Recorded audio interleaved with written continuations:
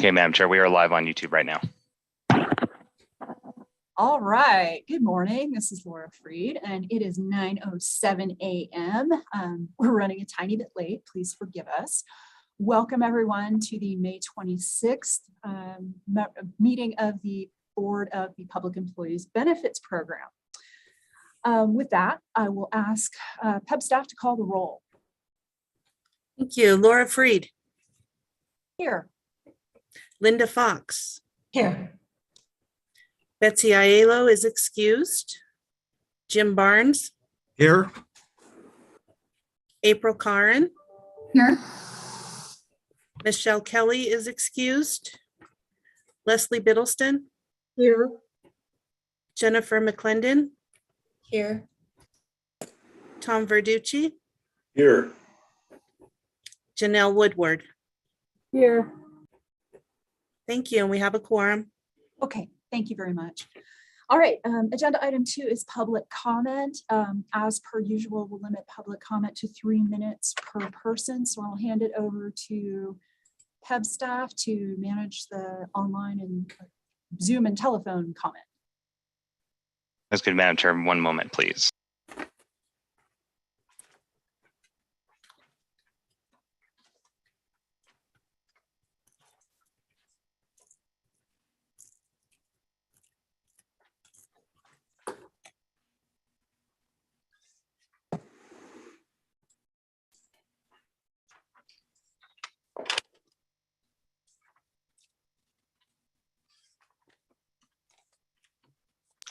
As a reminder, Zoom is used for public comment only. This meeting is for streaming. This meeting is streaming live on YouTube if you want to just listen in to the PEB board meeting.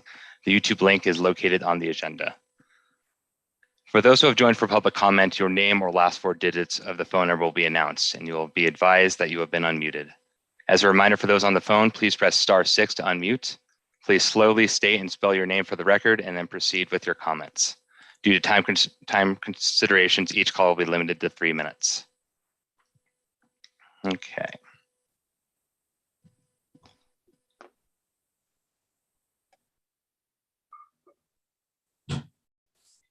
Mr. Irvin, you have permission to speak. Please make your public comment. Thank you. Good morning, Kent Irvin, K-E-N-T-E-R-V-I-N, representing the Nevada Faculty Alliance, the independent statewide association of faculty at Nevada's public colleges and universities. We work to empower our faculty members to be fully engaged in our mission to help students succeed. Regarding agenda item 7, while we appreciate that the governor's budget directive is allowing benefits to not be cut further, we have to point out that maintaining benefits as they are now is in fact making permanent the cuts that were done because of the pandemic. With cuts always being permanent and enhancements hard to get, we have a continual ratcheting down of benefits for state employees. That happened after the Great Recession and now again with the pandemic budget crisis. With poor benefits and state employees' salaries also declining after inflation, it's no wonder that PEB and other agencies can't hire to fill vacant positions. To have any possibility of restoring benefits at the legislature in 2023, advocates need firm estimates of the costs that are of restoring benefits.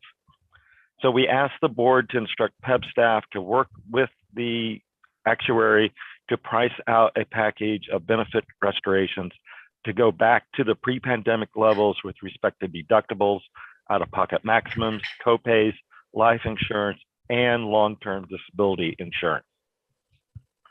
In addition, as you look to plan design this fall, consideration should be given to a policy that ties the deductible and the high deductible plan to the IRS minimum, which is close to what the deductible is anyway, and making the HSA contribution a percentage, say 50% of that high deductible.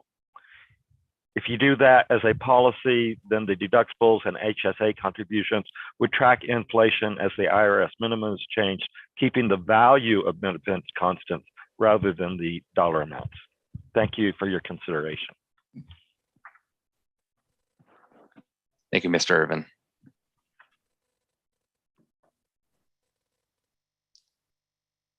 Will the caller with the last 4 digits of 7419 please Slowly spell out your name for the record and press *6 to unmute.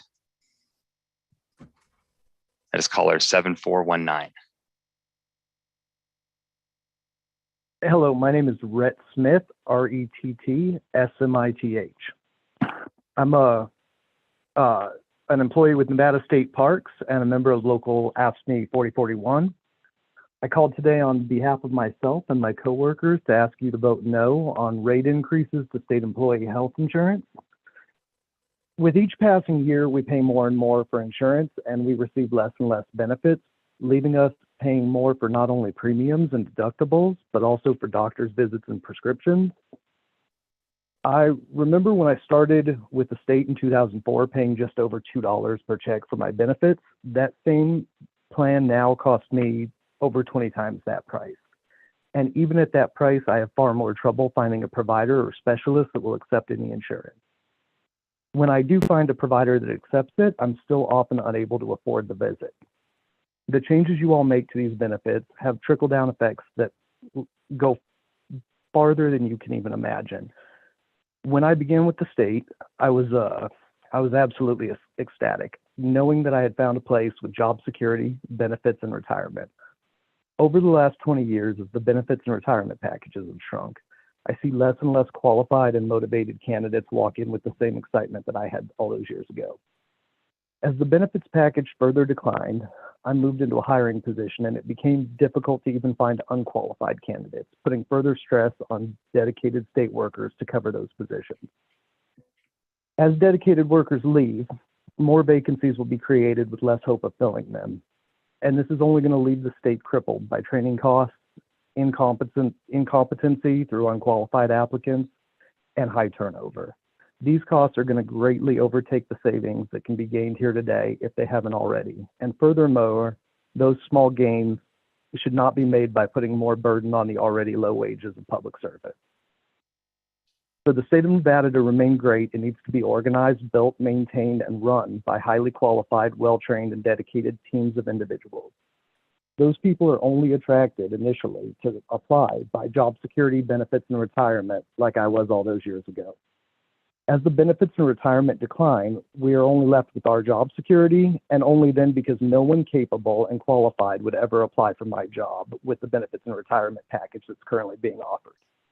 I appreciate you all giving me your time and taking my thoughts into consideration. Thank you.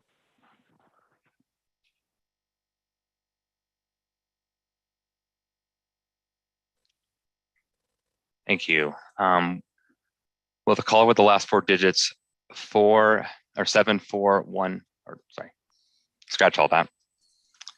With the caller with the last four digits 7832, please slowly state and spell your name for the record and press *6 to unmute.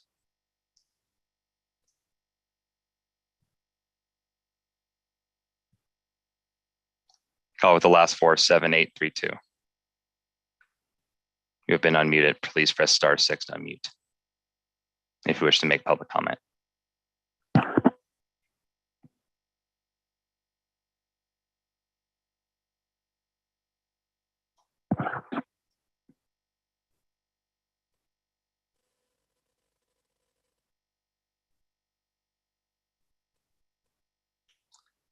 Will the caller with the last four digits 8673, please slowly state and spell out your name for the record and press *6 to unmute.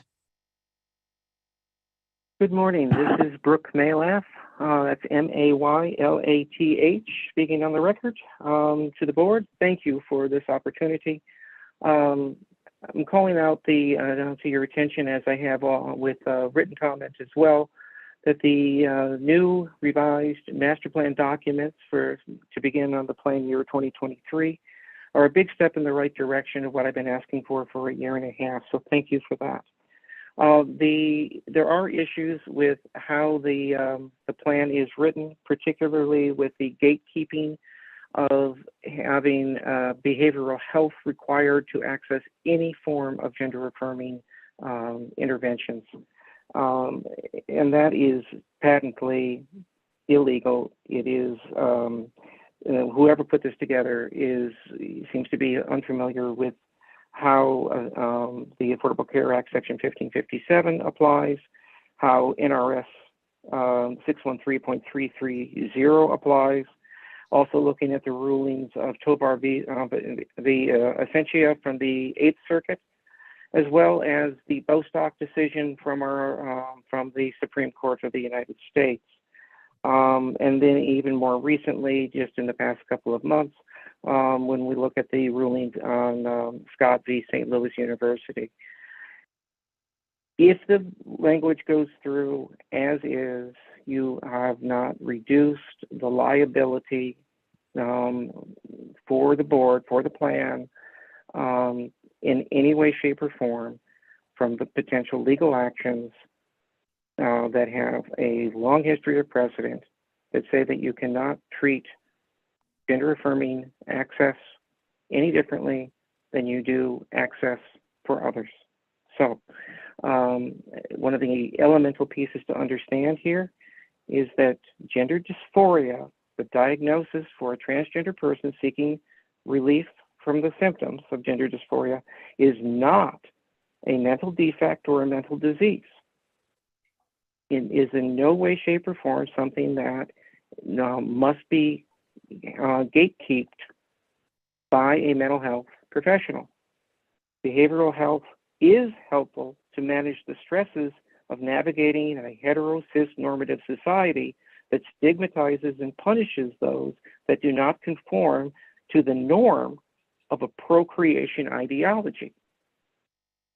So we are not against behavioral health, but you cannot put that as a barrier to access things like hormone therapy any more than you would think to put a barrier between access to hormone therapy for a menopausal woman when her doctor prescribes a hormone therapy for her, or when a doctor prescribes a testosterone treatment for a man who may be diagnosed with low testosterone.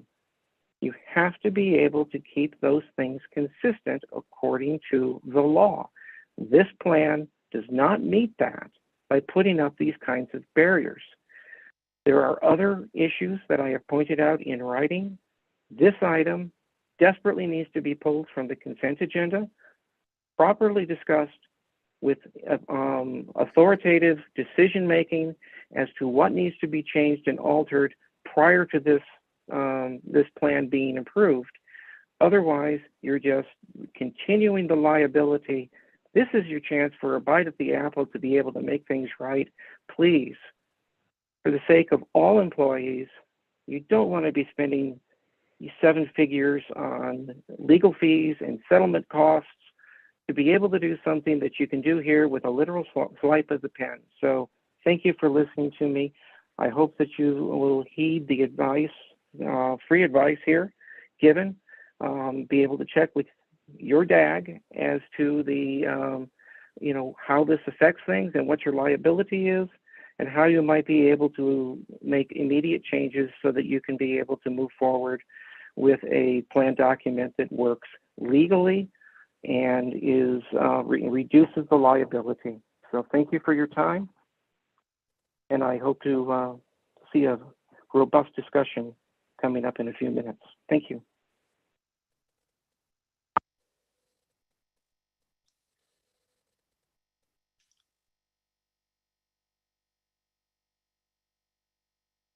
Thank you. Will the caller with the last 4 digits 9199, please slowly state and spell your name for the record and press *6 to unmute if you want to make public comment. Thank you, board, for your time this morning. For the record, my name is Tess Opferman. That's spelled TESSOPSERMAN. I am speaking on behalf of the AFSCME retirees, Local 4041. We want to reiterate the many concerns stated by Kent Irvin earlier in this call. We're concerned with the cuts that were made during the pandemic, and we do think it's a top priority of this board to make sure that those are reinstated. As you well know, our retirees are on a fixed income, and so we need to make sure that that limited money they have is protected and continue to ensure that their benefits are protected during the next biennium in this budget. So thank you very much for your time this morning. I look forward to working with the board in the coming months and year. Thank you so much. Thank you.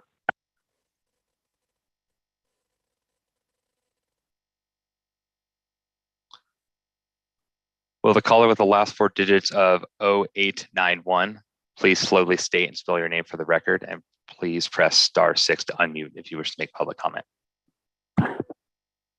Yes, thank you. Good morning, Chair Freed and fellow PEB board members. My name for the record is Terry Laird, spelled Terrilaird. I am the Executive Director for RPEN, the Retired Public Employees of Nevada, where we represent retired and active public employees. We are a nonprofit, nonpartisan organization formed in 1976, and we have close to 8,000 dues-paying members in 17 chapters statewide.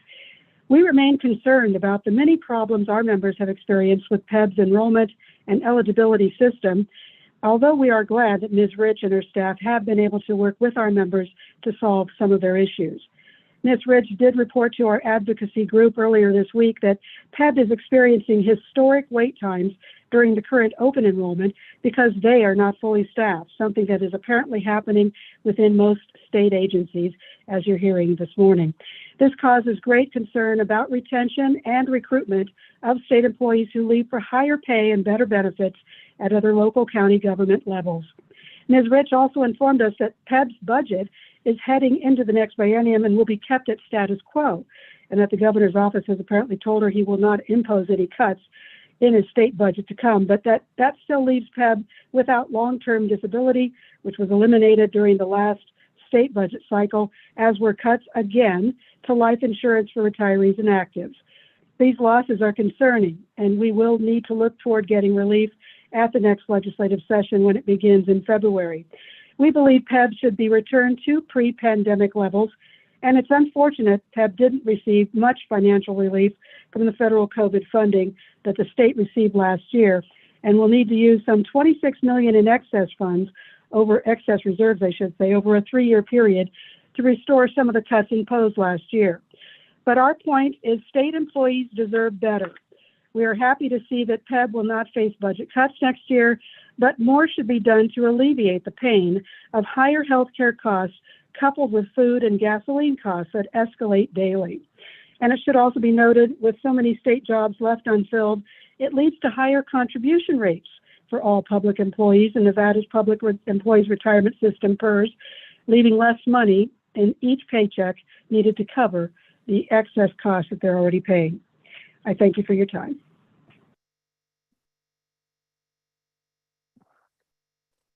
Thank you for your public comment. Madam Chair, the public comment has been completed. Okay, thank you. With that, we'll go on to agenda item 3. So I will turn it over to Chief Deputy Attorney General Briggs. Thank you, Madam Chair. So this agenda item is for me to allow you to make a disclosure regarding conflicts of interest on behalf of the board members who are eligible for PEB benefits. Certain items on the agenda may have a direct or indirect effect on those benefits pursuant to NRS 281A.420 on behalf of the PEB members who are eligible for PEB benefits or whose family members are eligible for PEB benefits. I offer this disclosure that they will be voting on those items that may affect their benefits available to them or their family members. The law does not require abstention from voting merely because the board member or their family member is eligible for PEB benefits. And at this time, I'd invite any members who have any other additional disclosures to make them now. Thank you. Okay, hearing none, thank you very much. We'll go on to agenda item 4. This is the consent agenda. Board members, you've had a chance to review the meeting packet, read the materials. Would you please let me know if you would like to discuss anything under agenda item 4?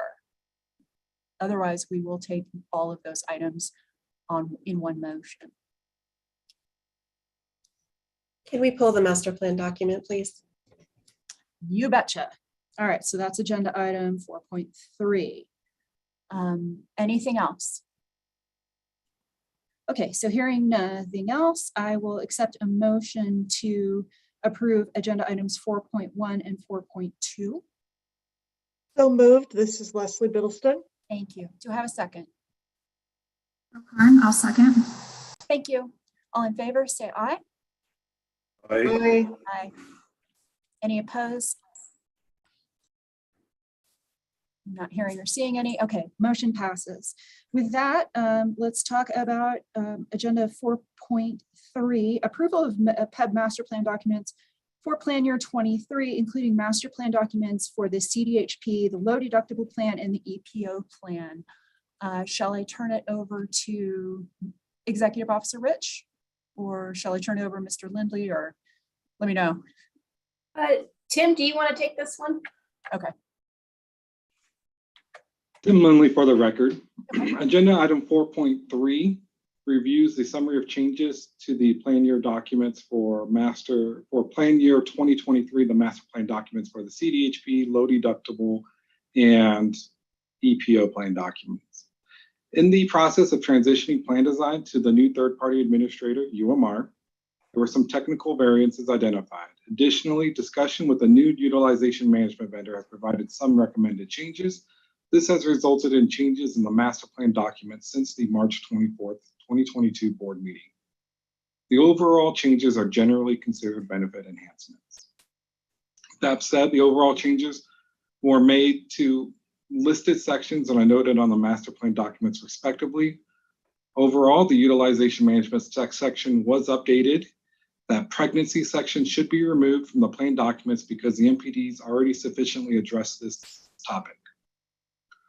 Other benefit changes include chemotherapy, that is, enhancements where patients undergoing chemotherapy may be eligible for one wig of any type, synthetic or not, per plan year, excluding sales tax. Another benefit enhancement was speech therapy. There was clarification because of a conflict between the benefits and exclusions for speech therapy. The exclusion was updated to cooperate with the benefit. Another benefit enhancement was in regards to bariatric surgery. There was the removal of the 10% weight loss requirement. Other changes in the master plan documents center around limitation and exclusions. Cosmetic surgery, services and surgery reflect overall changes, primarily removing a list of excluded examples. Gender dysphoria and/or gender services reflect overall changes, primarily removing a list of excluded examples. Rehabilitation therapy was updated and reflects changes for childhood speech disorders. Other overall changes involve key terms and definitions. The key terms and definitions for cosmetic surgery or treatment had examples removed. The key term and definition for step therapy was amended to include reference to Nevada Senate Bill 290 requirements for the PEB health plan. Going forward, there are changes by specific plan type. Plan types being the consumer-driven health plan, low deductible PPO, and the premier plan. The consumer-driven health plan benefit change, specifically tied to telemedicine, removed reference to copays. The CDHP does not have copays.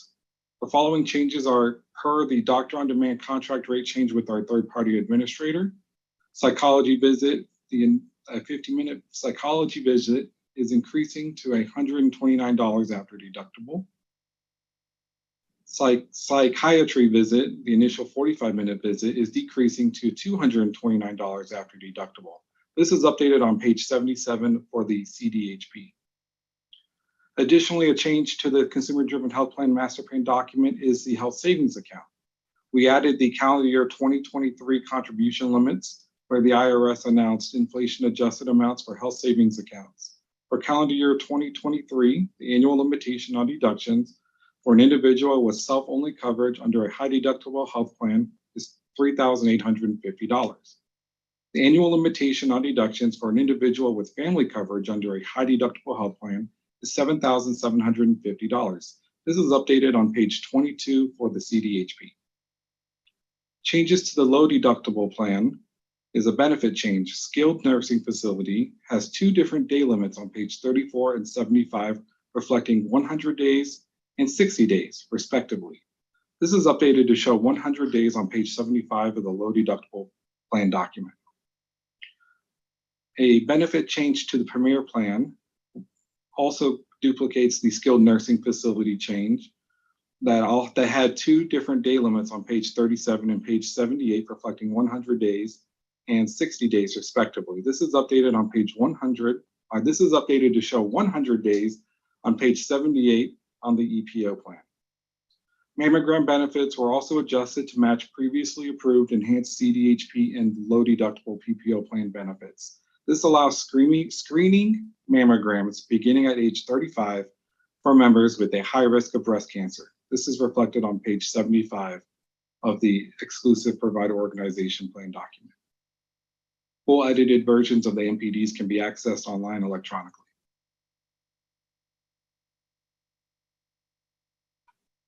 Thank you, Mr. Lindley. Member McClendon, you pulled this. I will give you the floor to ask questions or make comments.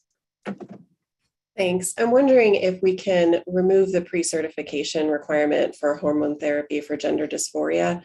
Seems like that's leaving the door open for future litigation.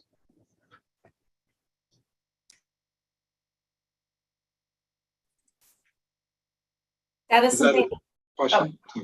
Is that a question? Yeah. So Laura Rich, for the record, that's something that we can take into consideration.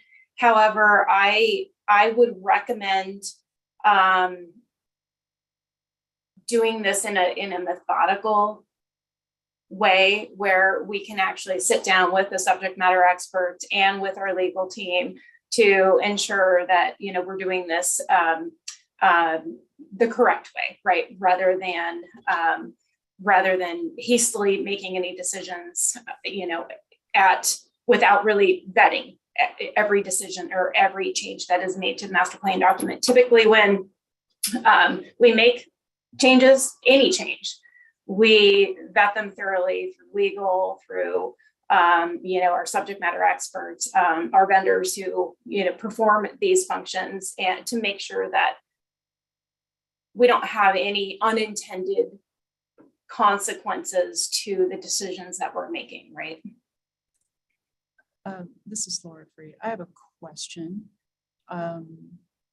What's the prior approval or authorization process for hormone treatment not related to gender dysphoria, just like menopause or some other sort of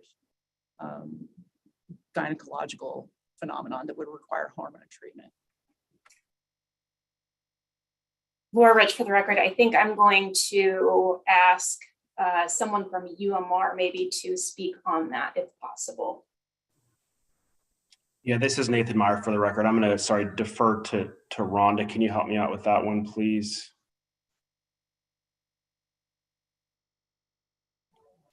Yes, this is Rhonda Huckabee for the record. And to my knowledge, the only restrictions around hormone therapy may be under the pharmacy benefit, but there is currently nothing related to the medical benefit. Okay, thank you. And is this maybe a question that we should run by maybe American Health Holdings or the team? Because I know that we're transitioning right now. The reason why I have why we have the UMR representation on today is because as of July 1st, UMR takes over, right? So UMR is the new vendor for utilization management. And so it is their policies that will be taking place versus what is actually taking place today through American Health Holdings. So I don't know if Nathan, if you have anyone that can speak to that from a perspective. So Nathan Meyer for the record, our leader was not able to join the board meeting today, Laura. For current state, you're right. I mean, it's really a question we should pose it to AHH. To Rhonda's point, in the current plan document, and we'd have, I'd have to review it. It sounds like there is not a prior authorization requirement in place outside of what we're specifically talking about. So I guess I would have to do some research with our team for future state, and then to the earlier point, probably want to talk to AHH on current state. I have another question. This is Laura Freed. we have Aon, our actuary, or sort of outgoing actuary, do a legal compliance every 2 years under 280, NRS 287. Have we had our incoming actuary do a legal compliance review of these master plan document changes? Could we do, and if not, could we do that, please? Well, Rich, for the record, we have not had our incoming actuary do that compliance review because they're actually not, we can't pay them yet. And so we will be able to. What do you mean they won't work for free? I'm shocked. Right. But this is something that has been on our radar. This is something that is scheduled to occur. I plan on moving this up if possible. So this is definitely something that will take place soon. Okay. Member McClendon, anybody else? Please jump in, ask questions. I'm sorry, this is Jennifer McClendon. Is the master plan document something that can be updated throughout the year, or is it something that can only be updated every year or every 2 years? So yes, it can be updated throughout the year. However, it cannot be a significant change. So a significant change would require a special enrollment period, which means that members could have the possibility to, or have the ability to change plans throughout the year if we were to change a plan benefit in a specific plan, right?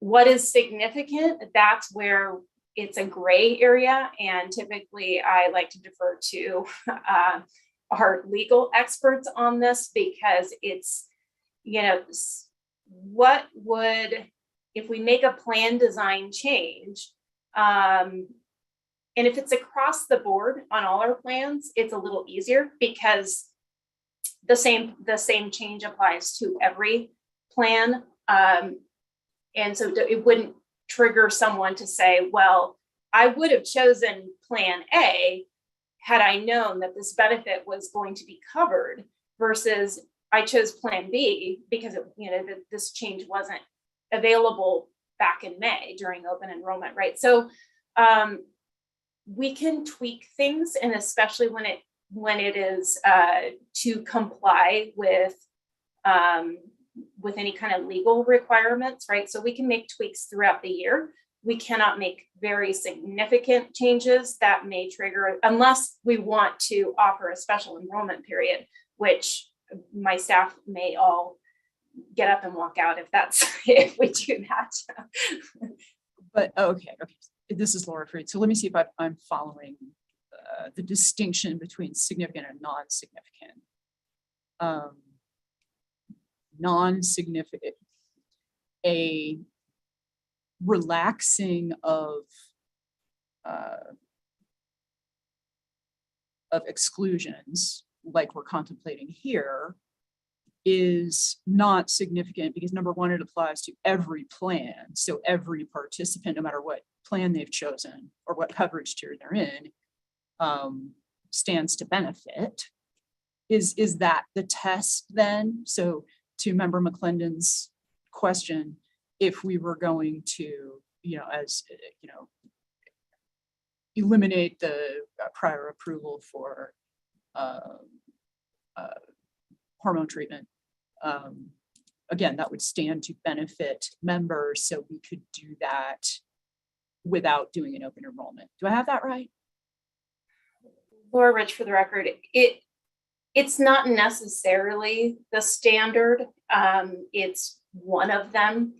Really, what you need to ask yourself is, if this benefit is introduced, whatever benefit it is, would someone have chosen a different plan during open enrollment had they known that this benefit was in place, right? And so it's more asking that kind of question. And again, this is something that normally I would defer to legal because it is such a gray area. You need to be able to defend it.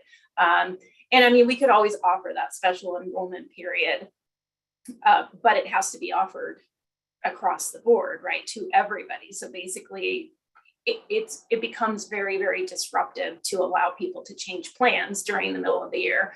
not just for staff, but for actuaries as well.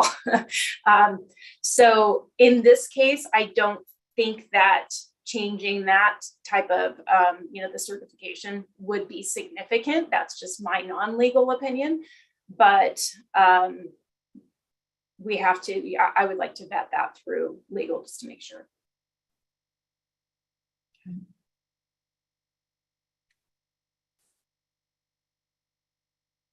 Board members, other questions, comments?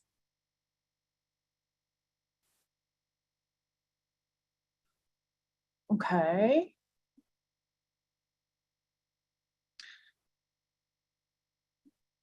So, okay. I think I will, at the very least, and I can work with Executive Officer Rich offline, and board members, please feel free to email me, but not all at once. Don't want an open meeting law violation, but please feel free to email me if you have thoughts about how the master plan document might change in the future. But I will ask for this to be brought back at least as a discussion item, perhaps as an action item, depending on what the lawyers have to say, next meeting. Because I would like to see, I'd like to understand better the legal standard for making master plan document changes mid-year, and I would like to understand better the pros and cons of what Member McClendon suggests, because if we don't have prior authorization for someone going through menopause, why do we have prior authorization for people going through gender transition? So, okay, so that's where I'm at. Feel free to chime in and tell me where you guys' heads are at. I'm really a grammarian this morning. And with that, I mean, I would accept a motion to approve these master plan document changes, if that's the sense of this board. I'll move to approve the master plan documents. It's Jennifer McClendon. Thank you. Do I have a second? Linda Fox, for the record, I'll second. Thank you, ma'am. All those in favor, signify by saying aye or waving your hand in your little Zoom box. Aye. Aye. Aye. Thank you. Any opposed, say nay. Hearing none, motion carries. Thank you, guys. With that, we'll move on to agenda item 5, the executive officer report, which is just an information item. All right, so Laura Rich for the record. I'll start out the executive officer report with just a quick staffing update. And I think this is really important because, as you've heard, through public comment, this is affecting our ability to perform our jobs and our mission. And it is something that not just PEB, but every other agency in the state is challenged with right now. We are happy to announce that we have added several staff just in time for open enrollment. Several of the candidates that were hired were hired to fill the member services unit position. So that's our call center. We also have several vacancies remaining. And with the 25% plus overall vacancy rate in the state, which Chair Freed, I think you can correct me if there's a new number on that, but I think that was the last I heard.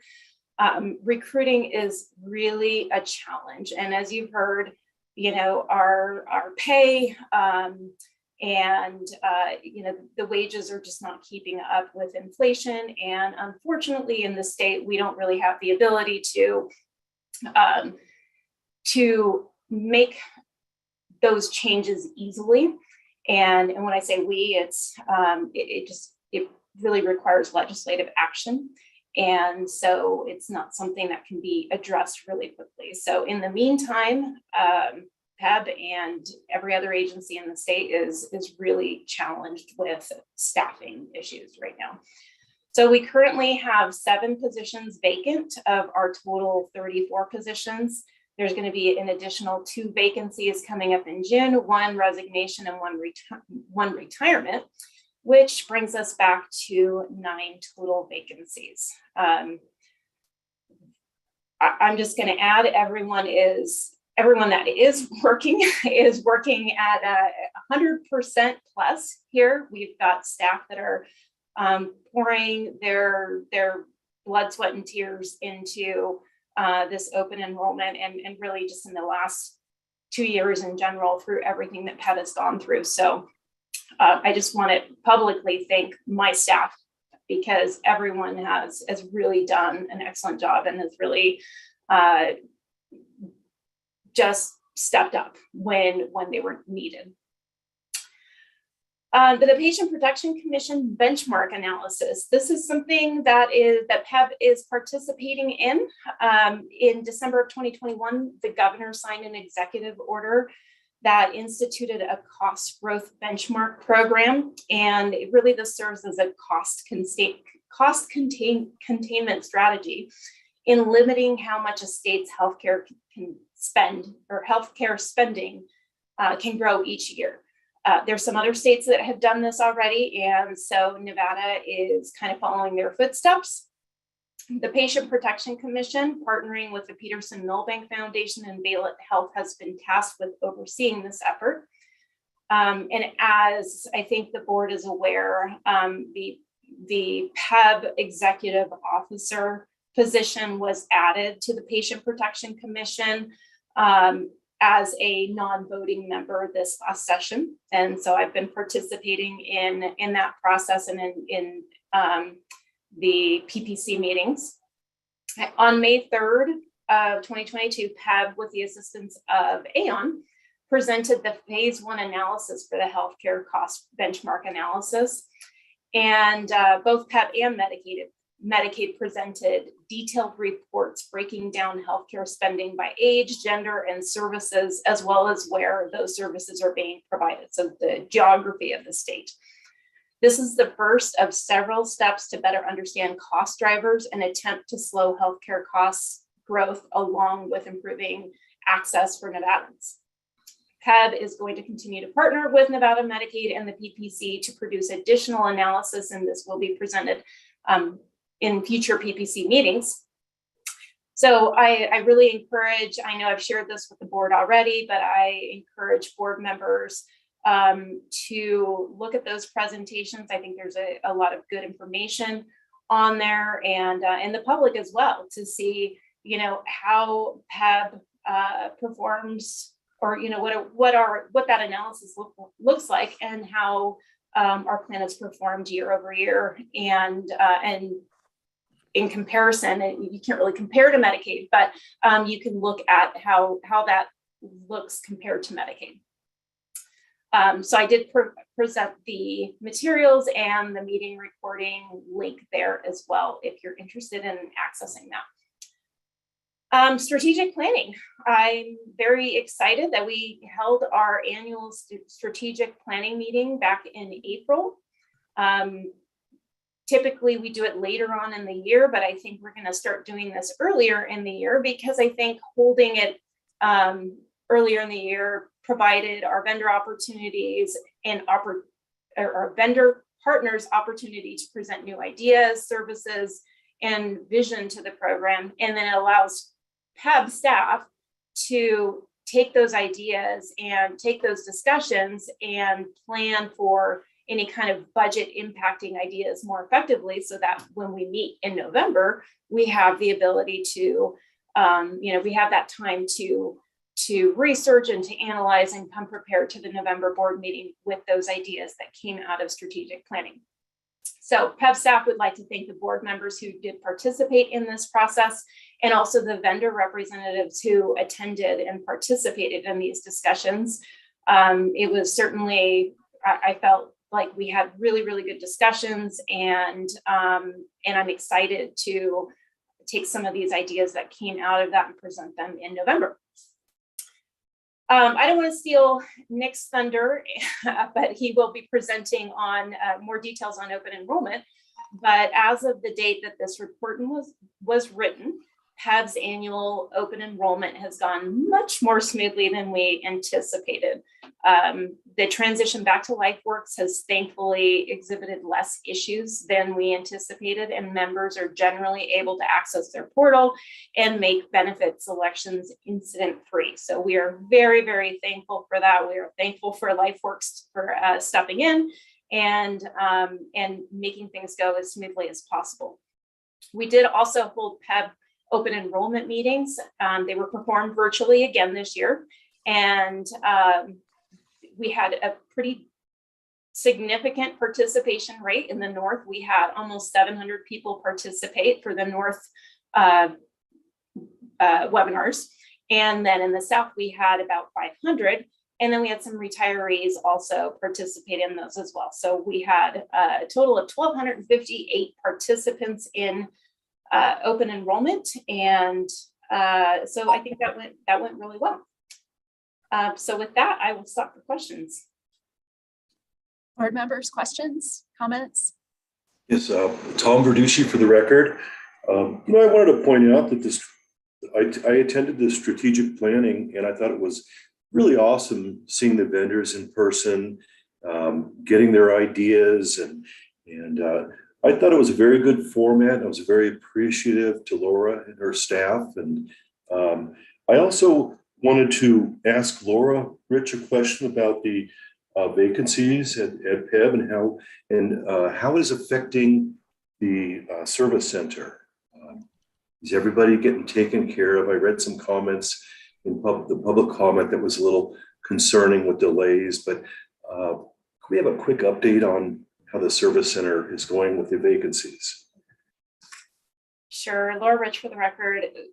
Yes, and unfortunately, in the past, historically, PEB has had very, very low wait times. If you had to wait on hold for 2 minutes, that was a long time. Unfortunately, that's not the case. That is not the case. I walked into the office this morning and I heard every single person on the phone. It was very, very busy, and that was at 8:02. So it was very, very. There's a lot of calls that are coming in. Obviously, we've got times that are much more busy than others. Monday morning at 8 o'clock is much more busy than Friday at 4 p.m. Right?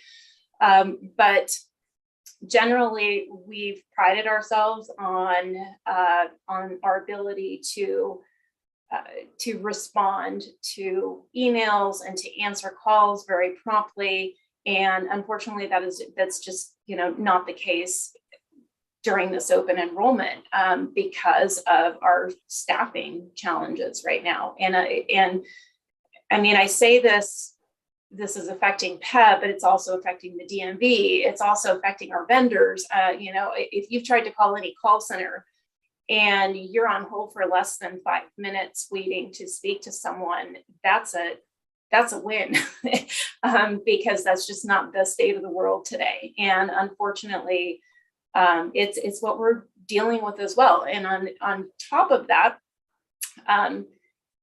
we have had some very seasoned staff that have been around in our member services unit for a while. And several of them have either retired or have moved on, have gotten promotions. And so we have a lot of new staff as well. So that turnover has affected also our ability to assist members, because I mean, anyone who's been following PEB for any amount of time recognizes that PEB is very, very complicated. And so you can't expect a new employee to come in and get, a couple weeks of training and have the level of understanding that someone who's been here for a few years will have.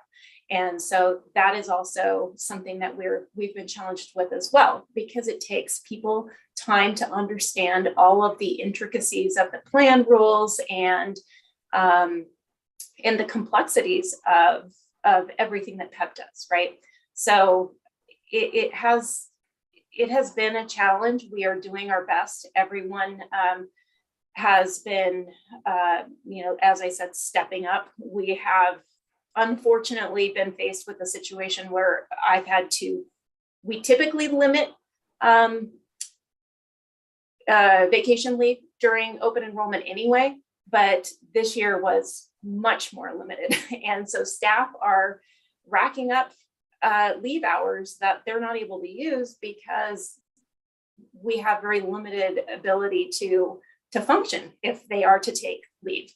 And that's happening across the state as well. So just as a follow-up, what type of recruitment efforts are underway to fill those positions? I mean, that's about 30% of your staff that's not there. Is there anything that could be done to increase the recruitment and get some positive candidates in there? So Laura Rich, for the record, recruitment efforts, and I see Chair Freed smiling. She's going to. Boy, do I want to jump in, Mr. Verducci. Go for it. So I just, as a department director myself, and as the department director over the Division of Human Resource Management, I have a lot to say on this issue. So yes, on the global scale, DHRM is undertaking some creative programs to funnel ex-military and students from community colleges into state employment. But the fundamental issue is pay and its benefits. And I don't think we can escape that. Member Barnes, I see you, and I'm going to give you the floor in a second. Thank you. I made this point at the last interim finance committee. Laura's vacancy rate is approximately 20% right now. That tracks with the overall bureaucracy. Some class codes have a much, much higher vacancy rate. Some have a bit lower, but generally speaking, over the entire state of Nevada bureaucracy, we're at somewhere between 20 to 25%. So that means a fifth to a quarter of state business is not getting done. And so that's why you see people having to wait at member services. And I would like to echo the kudos of Laura Rich for the PEB member services. Thank you guys for your work. I know you're slammed. And that means staff in my department and staff at the DMV and staff at HHS and everywhere is doing things that they, more than they would normally, because of course they have vacancies wherever they work. And so there are things being discussed to mitigate this, but recruitment is difficult for all of us, no matter, and it used to just be certain class codes were difficult to recruit for. And, PEB member services wasn't necessarily one of those class codes. Now it's everybody. So I just want to say, to participants who've been, sitting in the phone queue or having difficulties, I'm sorry, I get it. And shout out to all my retiree friends who called me directly to help with their open enrollment stuff. Because people are getting creative now, but it's just tough all over. And we're working as best we can in the context of a biennial budget cycle to make things better. Mr. Barnes. Yes, thank you, Jim Barnes, for the record. And first of all, I wanted to agree with Mr. Verducci. I thought the strategic planning meeting was excellent and really a very good meeting. I did want to ask Laura, when is it that the actual strategic plan will be reviewed and updated as opposed to just having vendor presentations? Laura Rich, for the record. So we have a strategic plan. I don't know if anything that came out of our strategic planning affects the overall strategic plan. I think a lot of it was specifically focused on plan design and benefits and things that we can do to change the course of PEB and improve what we're providing to members versus the actual strategic planning document. Now we can definitely, we typically go through that every year or two and update it. I can take a look at that and provide that probably, I would say over the summer, we can update that if necessary and bring it back to the board with our recommendations. But that's certainly something we can do. I know it's been a while since it's been updated. Yes, and so when will the actual plan design changes for 2023 be considered? Is that going to be, when will that be? So normally we bring some ideas to the board in September and say, this is what we're planning on looking at. Is there anything else that the board would like us as staff to research and to bring back an analysis moving forward?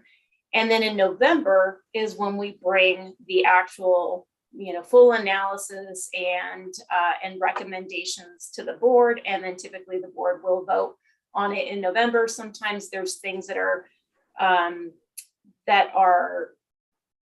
pended until the January board meeting, but most things are taken care of in November for that. Thank you very much.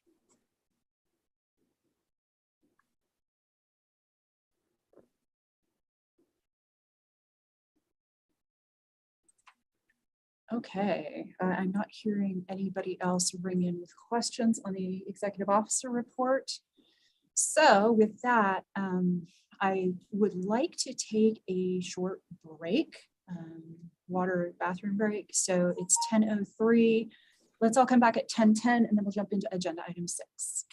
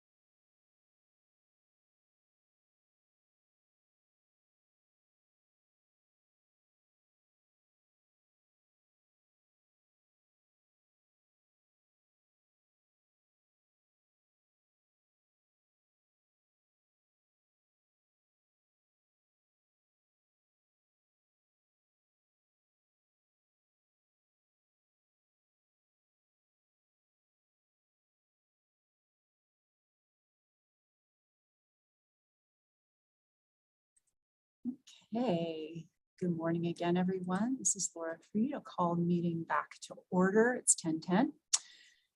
And we are now on to agenda item 6, another information item. This is enrollment and eligibility system transition update. The board will recall that we chose last meeting to move back to LifeWorks and CoreStream for enrollment and eligibility and voluntary benefits. So I will turn it over to Mr. Proper.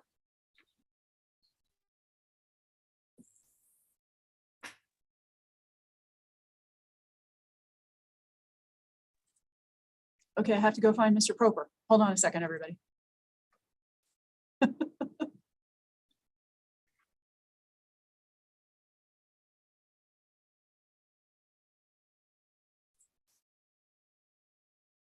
I'm texting him. Hang on just 1 second.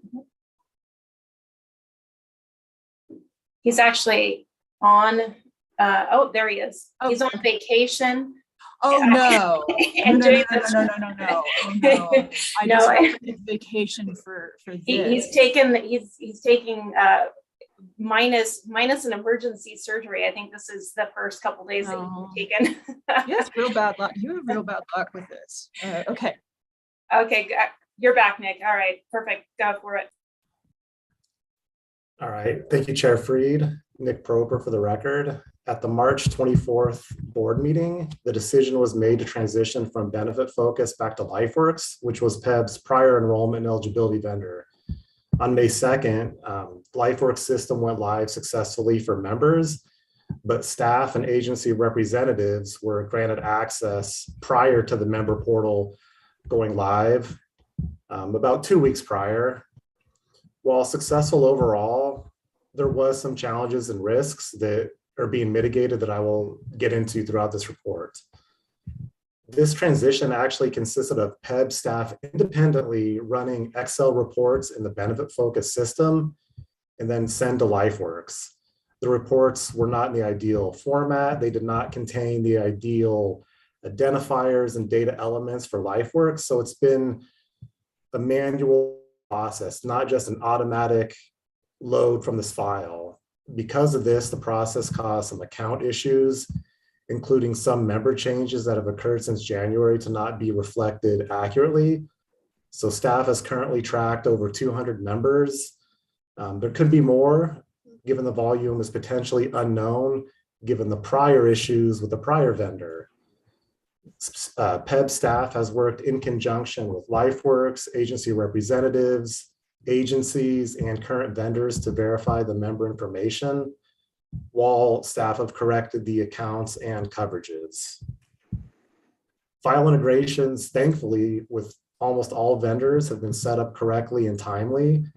The one file integration with HPN was unable to be set up in the same format prior to January, causing LifeWorks, PEB, and HPN to come up with a short-term solution while working on the new file format required by HPN.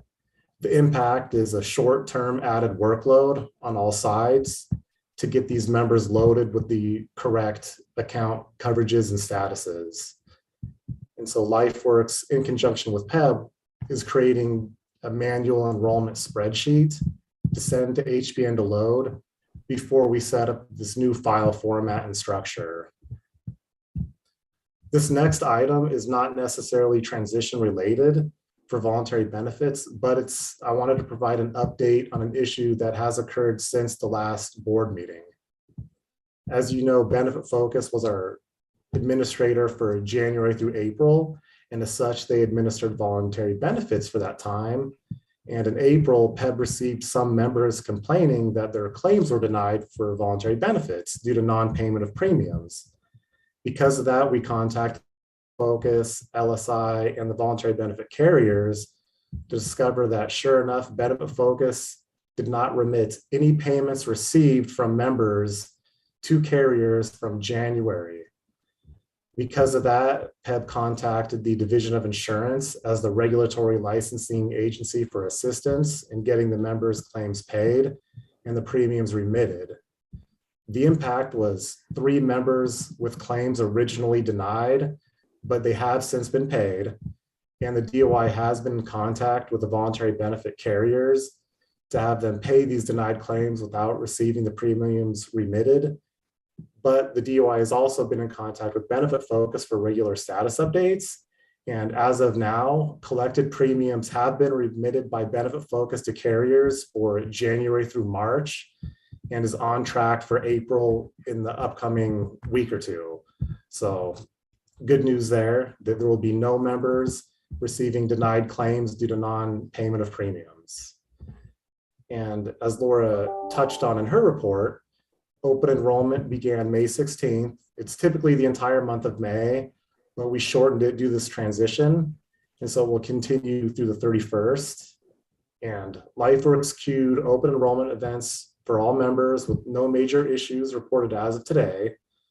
On May 5th, in anticipation of open enrollment, recognizing staff shortages, the typically high call volume, PEB staff created an online form for password reset assistance, which is historically a significant percentage of calls taken during OE.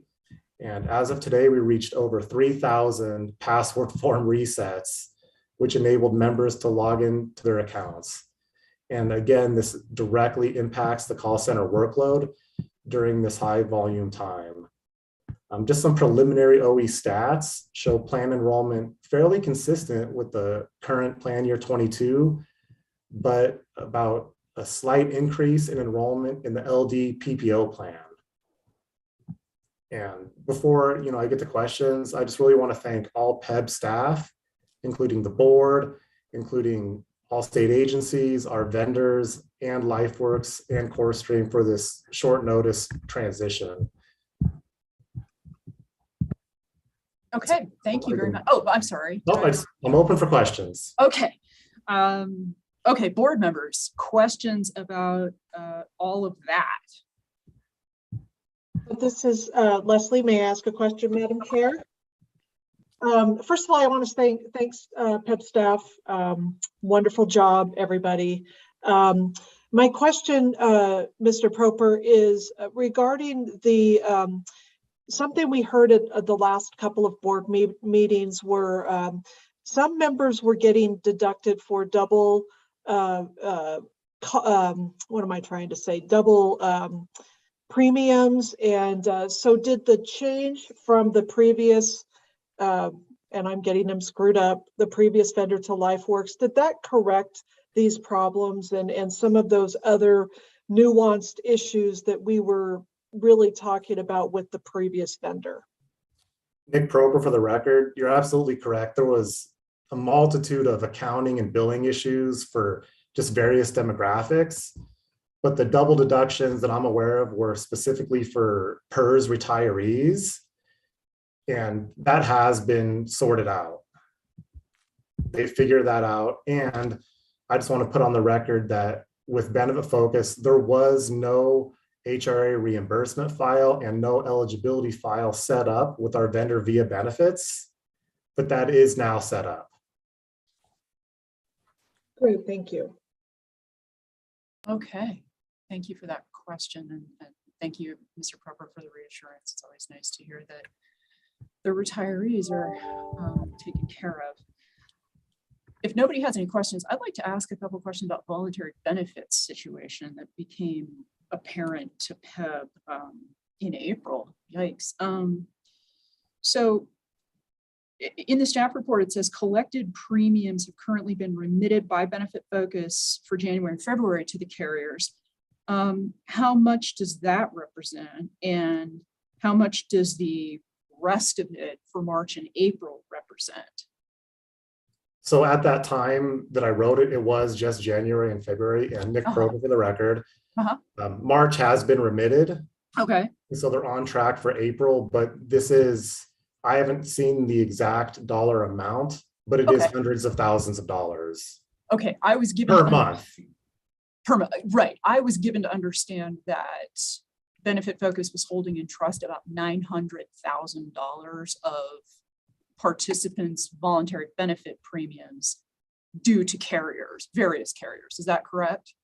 That is correct. Okay, and so all but April's, which would be if you said a couple $100,000 a month, that'll be $700,000 it's gone where it needs to go. That is correct. Okay, sounds good.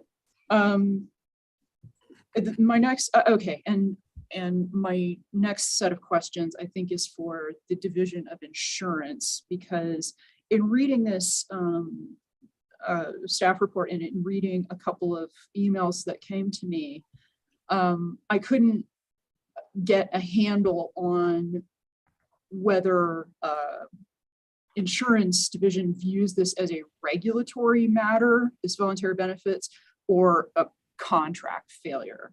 So I saw that Commissioner Richardson is on. I want to welcome you to the PEB board and thank you for joining us.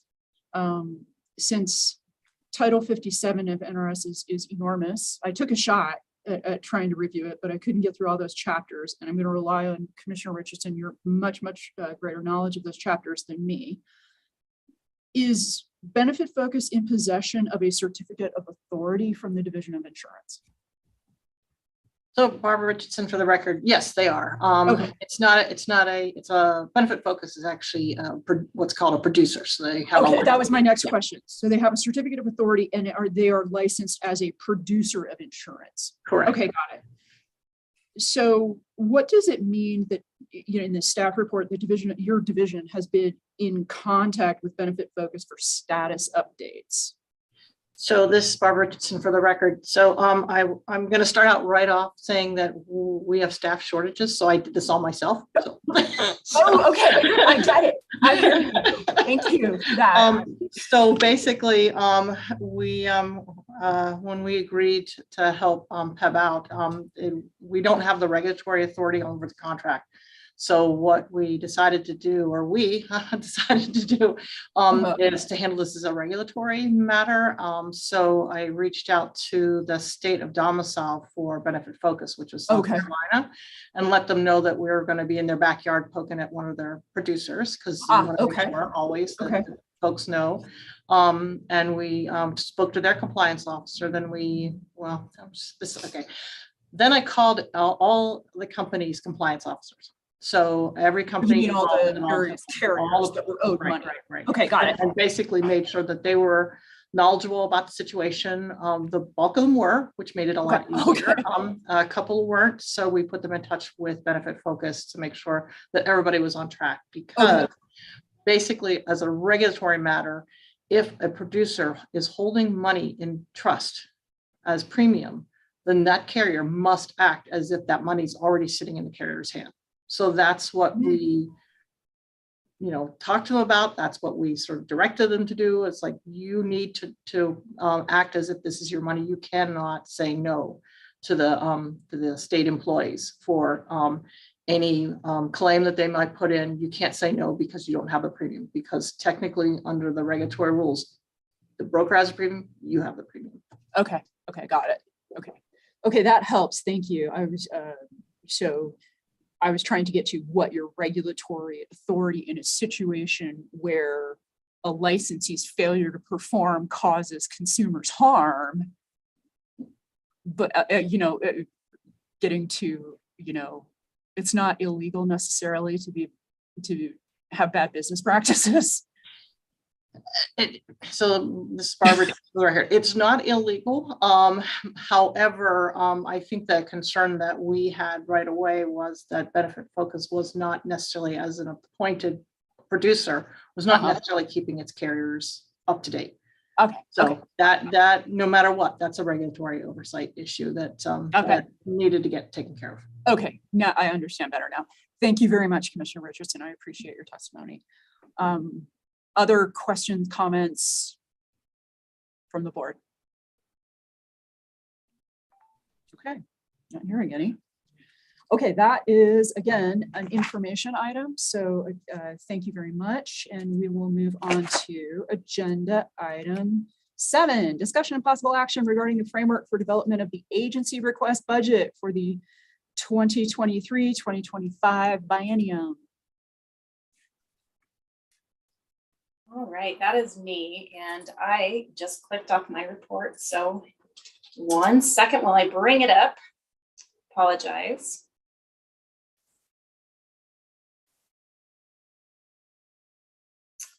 All right. All right, so Laura Rich for the record. This report provides updates on the budget direction and proposed budget recommendations for PEB's agency request FY24 and 25 budget submission. I provided an update to the board at the last board meeting, but during the statewide budget kickoff meeting in March, agencies were given direction to build their FY24 and FY25 agency request budget using 2 times the FY23 cap. So what that is effectively a flat budget. And we all know when it comes to healthcare, a flat budget is essentially a budget cut because we have to reduce benefits in order to remain at that flat budget level. Basically, your dollar doesn't stretch as far.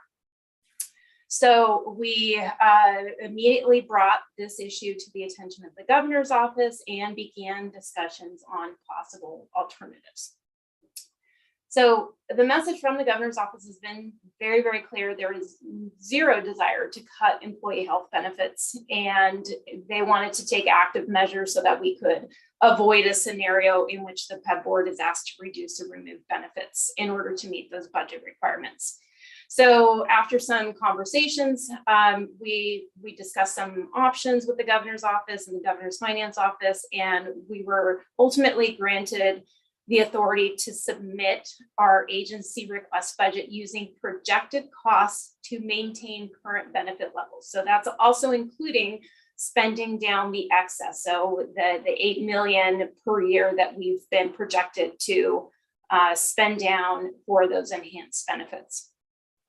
This means that PEB will be working with our actuary Siegel this summer to project those FY24 and 25 costs using current plan benefit design while taking into account the projected trends over the biennium. So budget enhancements. Although we were granted the ability to be exempt from this flat budget requirement, there's no guarantee that any additional benefits are going to be included in the governor's recommended budget, which is GovRec. It'd be above and beyond anything that we have in place today.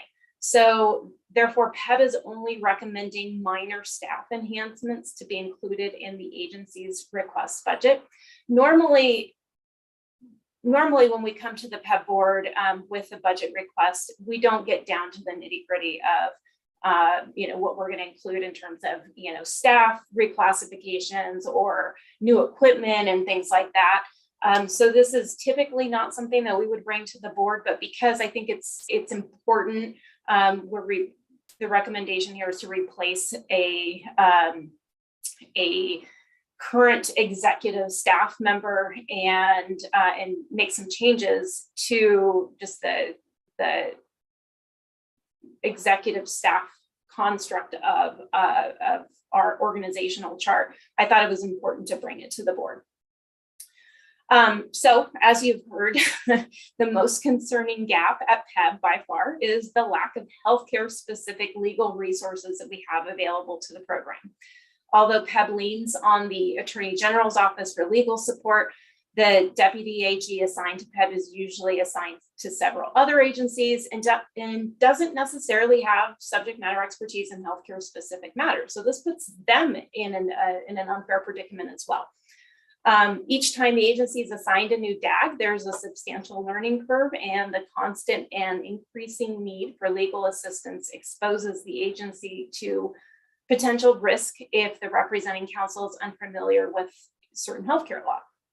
So as the agency grows and healthcare legislation becomes more and more complex, the need for industry-specific legal expertise increases, in addition to the time a DAG must dedicate specifically to PEB. So it is staff's opinion that an in-house counsel would be highly beneficial to the program by not only providing ongoing legal expertise in that specific healthcare related arena, but also could assist in benefit compliance reviews and other contracting matters and as we've seen in the last 2 years, we've had a lot of contracting matters as well. So that is very, very helpful.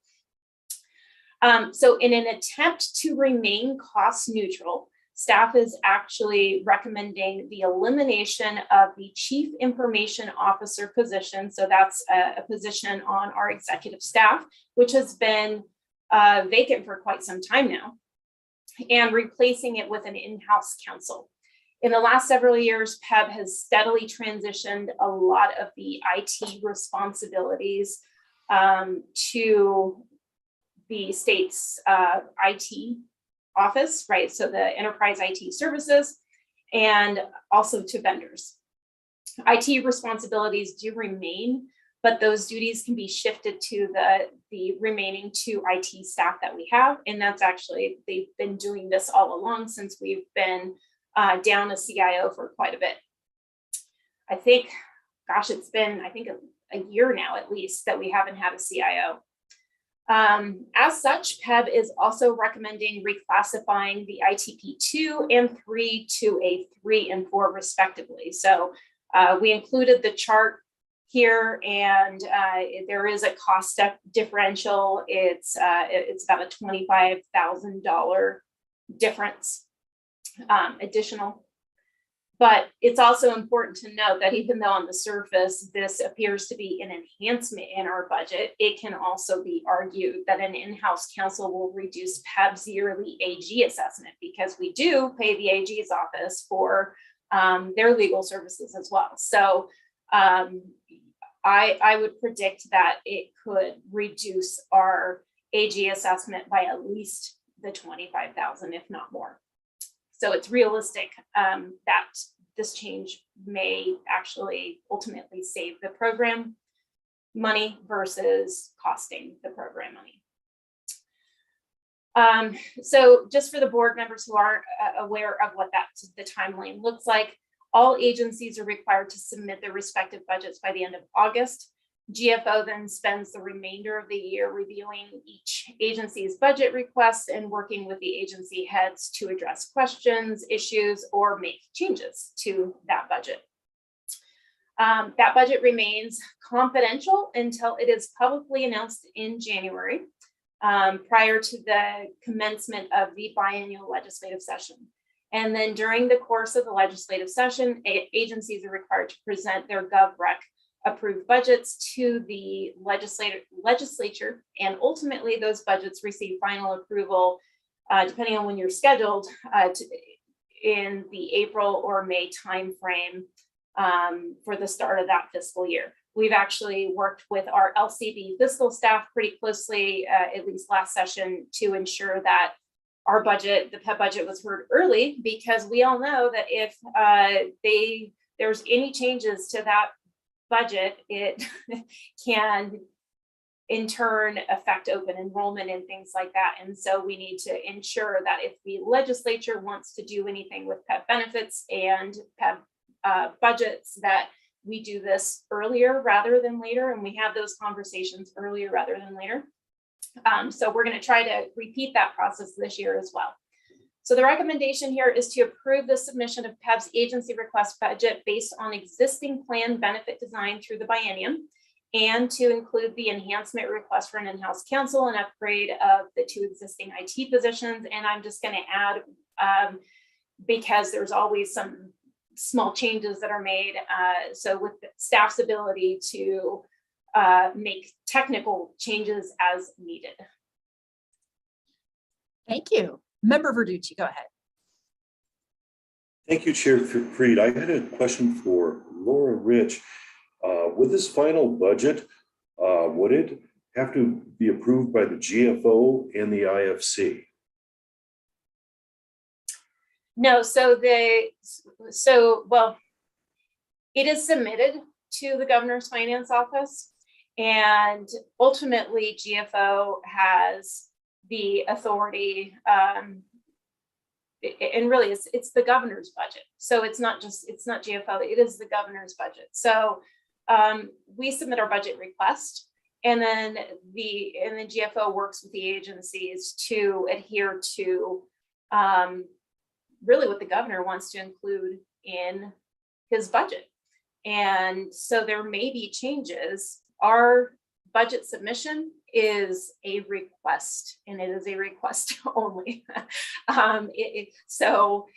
As we saw last biennium, changes were made, and ultimately it's the governor's budget. And so we work with the governor's finance office during that process.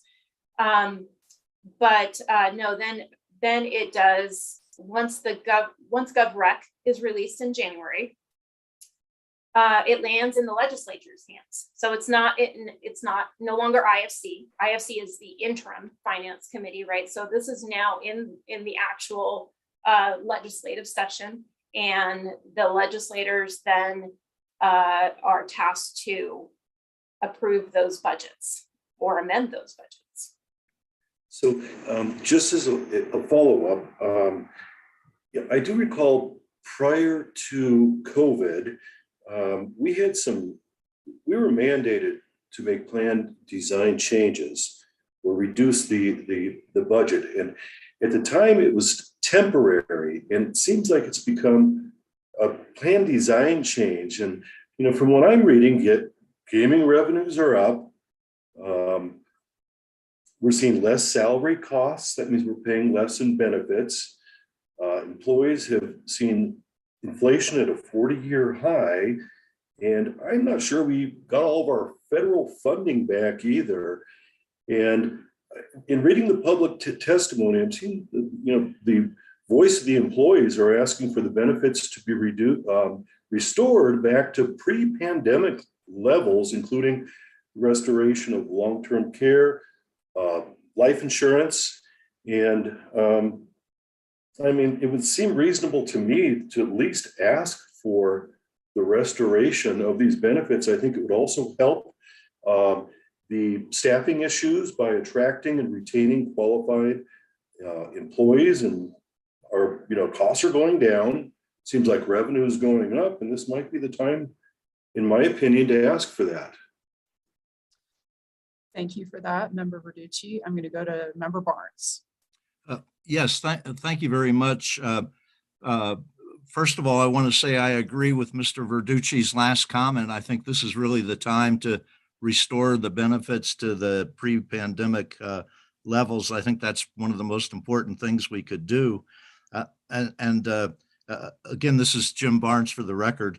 I did have a question for Laura Rich, and that was, can legal counsel on healthcare issues be retained on a case-by-case basis?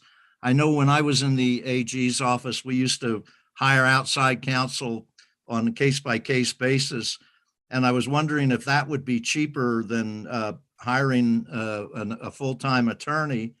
And also, is this available through Siegel? Would it be available through Siegel? So Laura Rich, for the record, those are very good questions. First of all, yes, we do actually have in the actuary contract, we do have legal services that are provided. And we do leverage those on occasion as well. I know personally, I've gone to Aon with a lot of legal questions, specifically for either healthcare or something that is more in their wheelhouse versus the AG's wheelhouse. The problem is that sometimes those two things kind of intertwine, where you need someone who understands the state specific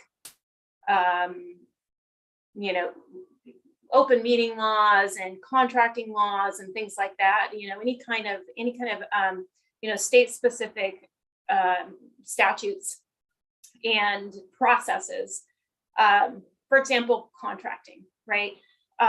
It's very difficult to review a contract from a legal perspective if you don't really have any context as to what happens in that contract, right? And so while our DAGs do their best to review it for the standard state legal processes and requirements that we have, there's no context to what PEB actually does. So it would really, really be beneficial for PEB to have someone on staff in-house that understands what we do on a day-to-day basis to review those contracts, those RFPs, those any kind of situation like that.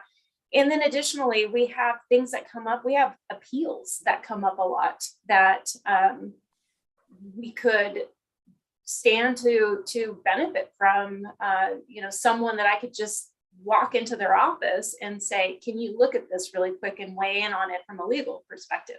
So yes, we can farm some of those things out if we wanted to. We already have the ability to through our actuary and also through our other vendors as well. They've got their own legal resources.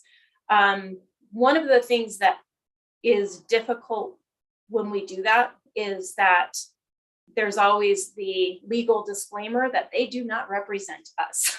And so, they're willing to give information and they're willing to weigh in, but they don't necessarily represent us. And so that is where it's, there's a line there as well. So it would benefit PEB to have someone internally. And I mean, Michelle Briggs, if you would like to weigh in, I mean, I know that you haven't been around a whole long, but you've seen the emails that come to you, you've seen the needs. And I think that you and I have had conversations that this is definitely something that would be advantageous to PEB. So, I mean, if you want to add anything on this, that would be, that'd be helpful as well. Yeah, I would just say that healthcare is highly specialized. And while I can review contracts, I'm not part of the RFP process. And what these contracts would require in terms of what PEB's responsibilities are, what they should have in there specific to the healthcare arena. Like the state has its forms, for insurance requirements and standard things that every vendor has to have, but this is very specific. And you've got HIPAA and you've got all kinds of other requirements that come into play that is not really considered through states purchasing and review of contracts that they have set up. And so, I could see it being very helpful to PEB to have in-house counsel that can answer these questions, that knows something about healthcare, the federal requirements, and what these vendors do exactly. Okay, thank you very much. Okay, Member Biddleston.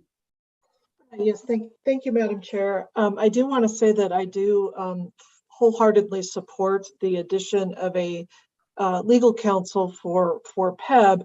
My question is around eliminating the position, the PIO or CIO position.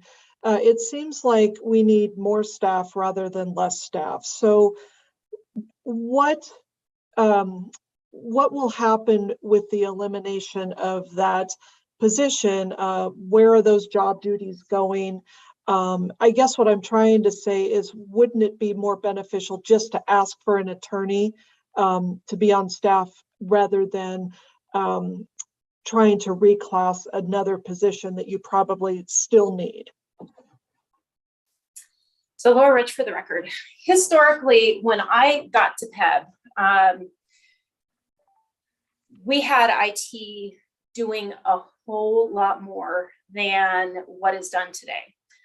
We did not leverage the state IT EATS administration and resources. Everything was done in-house, everything. Email administration, I mean, anything you can think of, it was done in-house. And so slowly but surely we started farming some of these things off to both our EATS division, but also to our vendors. So for example, in the past, we were managing the spider web of files that went from one vendor to another vendor to another vendor, right? We no longer do that. We don't get in the middle of that. We don't need to be the middleman. And so that has removed a lot of responsibilities off of IT. Now, it doesn't mean that we don't still require and need the IT component in PEB, because we obviously do. But slowly but surely, a lot of those responsibilities have been absorbed by the 2 IT staff that we have. And I have spoken to both of the IT staff, and they're very comfortable with the fact that, you know, they can continue to perform these duties without a CIO, and that a CIO is not necessarily necessary anymore because of the changes that we've made internally at PEB. We can keep the CIO, but I will tell you the reason it's been vacant is because we can't fill it. We couldn't fill it before the workforce issues. So, you know, IT positions, if you go out into the private sector, a CIO makes easily double, if not more, than what the state's paying currently. And that was before these workforce issues. And so it was near impossible to be able to fill that position with a person that met that criteria. And so that's why we've had it vacant for so long. And because of this, I thought, well, if we have to make the argument that we're not going to be asking for anything on top of what we have today, I can at least replace it with something that we definitely need. Thank you for that. And that is probably why you are also requesting the upgrades of those 2 existing IT staff, because they have taken on some additional duties and stuff. Okay, well, thank you for that. And like I said, I do support the addition of an attorney. I think that's an excellent idea. So thank you, Madam Chair. You're welcome. Okay, board members, anyone else? Thoughts, questions for the executive officer? I just want to add one thing to address Tom's comments. We can ask for whatever it is we want. And so you know, we are able to request these enhancements, but there's no guarantee that it's going to be accepted. It's something that we can build out and do the work for, to price anything out, to have it on hand.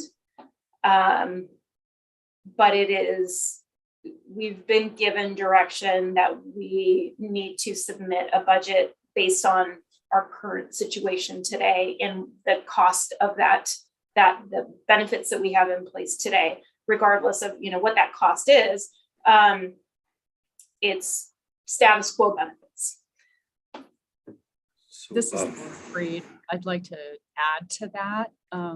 This is not common for an agency to get an exception like this. And I'd like to thank the governor's office and the GFO for their receptiveness to the requests made by PEB, because yeah, the budget instructions to all of us, and I think I've said this probably last time we talked about budget building, Laura's budget is an internal service fund under the consolidated annual financial report. Many of the budgets in my department are also internal service funds. There is a strict cap on internal service fund budgets. Blowing that cap out is not favorably received. Let me put that very bluntly. So to protect participants from the sort of passive damage that a flat budget would impose, Laura went to bat for all of us, for the participants on behalf of the board. And so I thank her for that too. And so we, the board, should jump on the opportunity to build an agency request budget based on actuarially determined trend. And I don't know if the actuaries are here but I'm assuming that trend would be in medical trend would be 6 to 7%. Pharmaceutical trend would be probably above 10. Dental probably would stay low. I mean, just based on, recent experience, right? So that's subsidy dollars that we are able to put into the agency request budget that won't be immediately rejected out of hand. So I just want to put this in context compared to other internal service funds like my own. I didn't get an exemption. So I'm frankly pretty jealous. Member Woodward. Thank you, Chair Fried. I would just like to support Mr.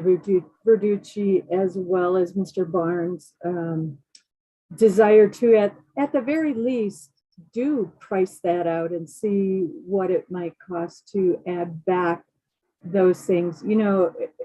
Understanding budget, because I work with a lot of budgets myself, if you don't ask for it, the answer is going to be no.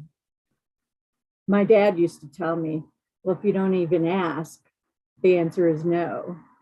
I do think we should be prepared to ask for some of those things that are in addition to what's normal, because I think that public employees and AFSCME people are going to go to legislature and basically beg for this, trying to get them to invest more in PEB. And I think that if we as a board are supportive of them investing in PEB, that goes a long way as well. So I would just add that. Okay, thank you for that. Member Verducci, back to you. Yes, Tom Verducci for the record. So this would require legislative approval for this additional DAC position. So it could very well come back unapproved. And I kind of think what we should be asking for is that position, but add, if it's not approved by the Legislative Counsel Bureau, to retain counsel on a case-to-case basis and throw in also returning the benefits to pre-pandemic levels. Just to reiterate what was just said, we could ask for it and it could be denied. And I think that's been a long-term goal. Going back a couple of years, these were mandated reductions. They were temporary and they've become permanent. I just don't think the outcome has been good. We've lost a lot of employees and I think action needs to be taken. Thank you, Member Verducci. Member Conran. Yes, April Khan for the record. Back to bringing on in-house counsel. Has PEB done any analysis as to how much they're spending for AG assessment services on an annual basis? Is that something that you could share with the board? I think that might be helpful. I do actually have that. I know I asked Carrie for that recently, so let me see. Carrie, if you happen to be able to pull that up before I can.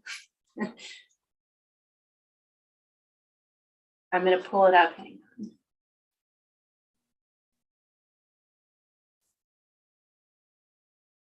on. Okay, I have it. So in FY18, we spent about $137,000. In 19, it was $257,000. In 20, it was $163,000. In 21, which surprises me, and I asked Carrie about this. We didn't have any answers, but we only had an assessment of about $57,000, which is very surprising to me given all the work that went into 2020, right? So I don't have an answer for that. And we don't have anything for 22 and Carrie, do you know why that was 0 for 22? Do you have an answer for that one? This is Carrie Eaton for the record. I am not sure why it's actually nothing. I do know that the AG is an assessment that I believe is based on the previous 2 years utilization. So maybe or something to do with the budget cuts. I'm really not sure why 22 was at 0. And then 23 is only supposed to be like $6,000 or something like that. I can add to that. Carrie Eaton is correct. This is Laura Freed. The AG cost allocation is a 3-year trailing assessment. So you're not going to see what you're paying for this fiscal year is legal bills you racked up 2 or 3 years ago. And I don't think many people know that the AG cost allocation seems to be a black box for a lot of people, but that is in fact what happens.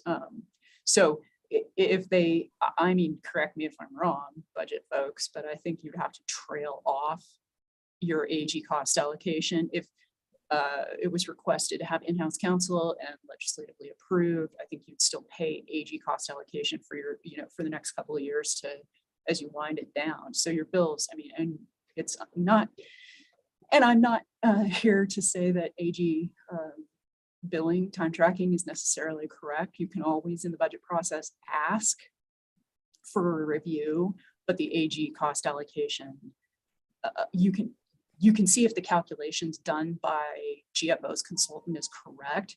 You don't necessarily know if the source data from the attorney's billing is accurate. And that's been a constant kind of technical difficulty with the budget, I think, for a lot of agencies. I did want to say something else about hiring outside counsel. I believe it's NRS 228, and maybe Michelle Briggs can cite the actual part of NRS for me, to forego Attorney General services and hire outside counsel. You have to have the Attorney General's office aver that they do not have the specialty in whatever type of law you're trying to find outside counsel for. I happen to know this because I went through this in collective bargaining. We talked a lot in administration about getting, labor counsel specific to the bargaining process. So that's, I mean, it's a hurdle, and I can't recall the last time I saw the Attorney General's office aver that it could not provide a given specialty service. Well, I just, from what I know, agencies will hire outside counsel to do certain things. So it is entirely possible that you could hire outside counsel to ask healthcare questions too. Okay. I think we could say that we do not have a specialty area in healthcare. Okay. Yeah, the only example I know of is nuclear projects. Sometimes litigation. Yeah. Corrections litigation. Yes, for sure. Yeah. Trying to think. Well, eminent domain. I think there was some of that. I got something through now. It just depends, but I think healthcare is one of those that you could. Okay. Thank you. Member Barnes. Yes, Jim Barnes for the record. I'd like to just make a motion to add back the cuts with the reserves and everything that we have. I just think there's no excuse for leaving the cuts in place. If possible, I'd just like to go ahead and make that motion. You may. I'd like you to clarify what you mean by add back. Quantify that. Add back like what and how much? Yes, I'd like the benefits to go back to the pre-pandemic levels. Okay. All right. So you are moving to bring the benefits, and Laura, Rich, correct me if I'm wrong, we didn't have the low deductible plan pre-pandemic. Right. So keep the low deductible plan. That would be a necessary prerequisite as it is, because it did not exist prior to the pandemic, but move the CDHP and the EPO and the HMO in the South to what it was in fiscal year 20. That would be the fiscal year prior to the pandemic. And then maintain actuarially determined medical dental RX trend. Is that a correct summation? Yes, that's correct. All right. Can I jump in here, because I think it's a little bit more complicated than that. Laura Rich for the record.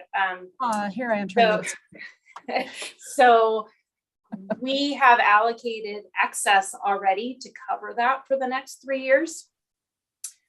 So I think that we need to specify, when we say benefit restoration, are we asking to restore benefits and not use our excess to because we are already restoring benefits using excess, or are you just asking to restore all of the benefits that were not included? So life insurance, long-term disability, I think those were the two that were, and if anyone else can remember any of the other ones that were cut, I think those were the two that are remaining, that were never restored, because we were able to restore at least the plan design part of that.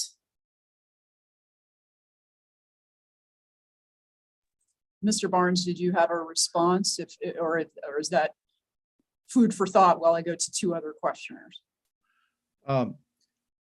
Well, I guess maybe I'd want to give it a little thought. What I'm really trying to do is given the level of reserves that we have now, the income that the state is getting now, I think is at record levels, and I just don't see any excuse for not going at least back to where we were before the pandemic. So I'm trying to, what I'd like to do is restore everything as close to possible as it was right before the pandemic started.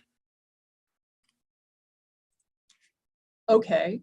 I think the issue that Ms. Rich raised is the commitment of excess reserves that we've already made as a board to keep the plan design very nearly what it was in FY20. It's not quite there, but almost.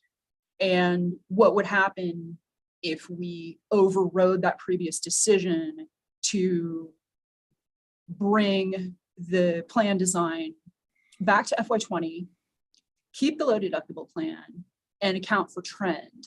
And so I guess my question then for you is, are we just using subsidy dollars to do that? Or are you suggesting we use the excess reserves previously committed to plan enrichment for your motion?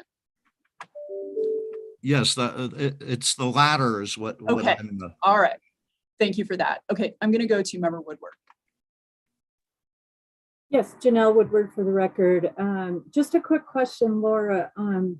Last year, or over this previous calendar year, we talked about, or we decided on between the three levels. There was a lot of public comment to go with option 3, but the board chose option 2. Is that what we're talking about? We didn't bring everything back, but we brought most of it back with option 2. Are we in a position where we could potentially go back to that option 3, which I thought was bringing back everything that was missing from the previous pandemic 2020 year? I hope that makes sense.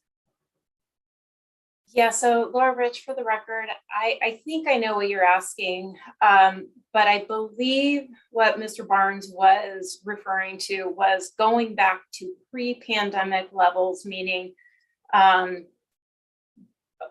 because it's difficult to go completely back to pre-pandemic levels because we introduced that new low deductible plan, right? And so that changes things. You can't just have, every plan has to change a little bit if you're going to put a plan in the middle of that, right? Because you don't want 3 identical plans. You want to space them out in actuarial value so that you don't have 3 of the same options. You want 3 different options so that they fit the needs of different people. And so yes, there are some differences in the plan design because of that. And so we could go back to, I'd have to look back at those board reports, what was option 2 and what was option 3. But yes, quite honestly, the differences aren't going to be, if you're going to price that out, they're pretty similar. And so the differences aren't going to be, drastic because remember what we're presenting here is a budget. We can always tweak the plan design benefit to fit into that budget that has been presented or that has been approved. So we can do that moving forward if necessary, if the board would like to tweak it moving forward. It's just pricing it out really is what we're trying to do. What is the plan design of restoring everything look like, and what is the total price tag that is associated with that? Okay, Member Verducci, back to you. Yes, Tom Verducci for the record. So I think it would be important to have some language to allow staff to make technical adjustments that could perhaps be brought back to the board. And I think it's okay to use excess reserves temporarily to restore the levels back to where they were.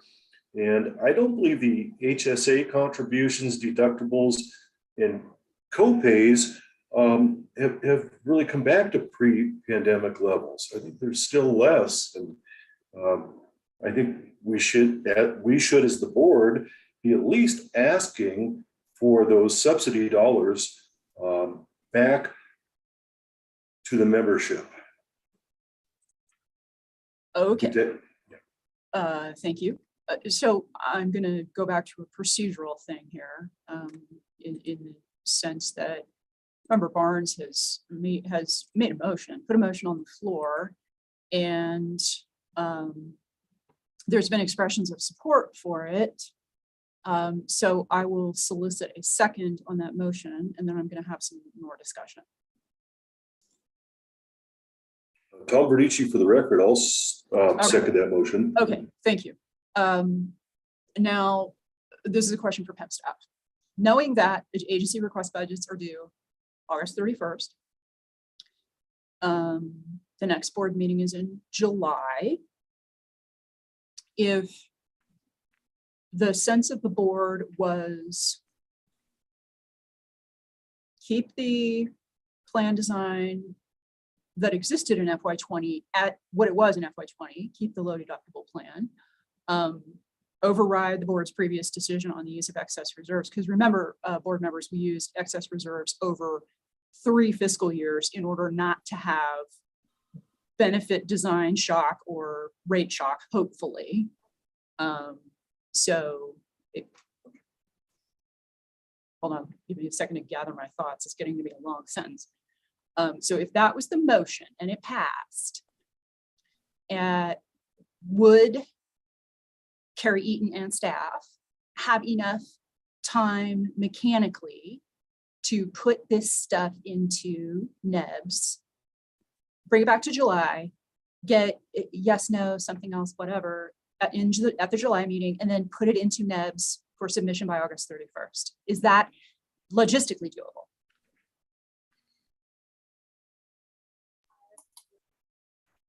This is Carrie Eaton for the record. I want to say yes, but it does depend on how quickly we can get the information from our actuary into a format to be able to enter into NEBS. Okay. So it all does depend. Okay. All right. I also want to just add that we are switching actuaries. And so while Siegel, I know they're watching today, we've been sharing a whole lot of information with them. They're already, we're already in discussions with them. They don't have access to our stuff yet, and so they only have a high level understanding of PEB right now, and so there is definitely some challenges to that because there's a lot that we're going to be asking of them. They've got the PPC analysis, now a compliance review, and then the budget all the budget activities right away. And so being a new vendor, I'm a little concerned, but that's not to say we can't do it. It's just a matter of being able to do it thoroughly. And we've been rushing so much. It seems every board meeting there's a rush to get something completed. And for the last 2 years or 2+ years, and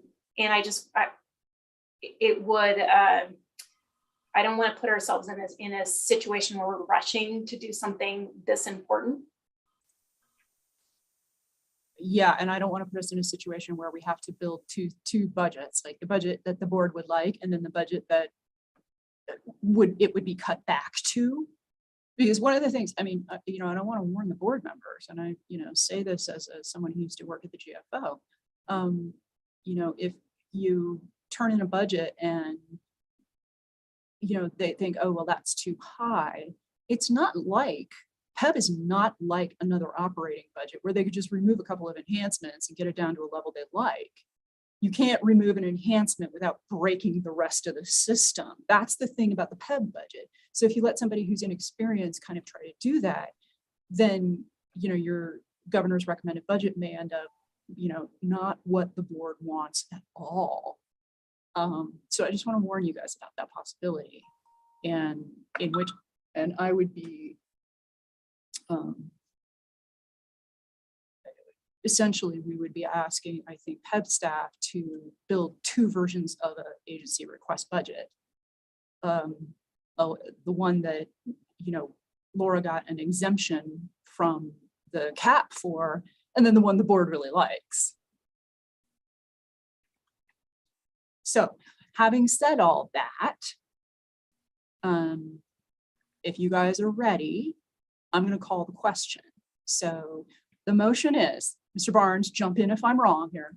The motion on the floor, it's been moved and seconded to instruct PEB staff to submit an agency request budget that brings benefits to what they were in fiscal year 20, with the exception of retaining the low deductible plan that was introduced later, and include the ability to make technical adjustments to the budget as necessary, and trend being budget as our new actuaries projected for the 2023-25 biennium. So that is the question before you.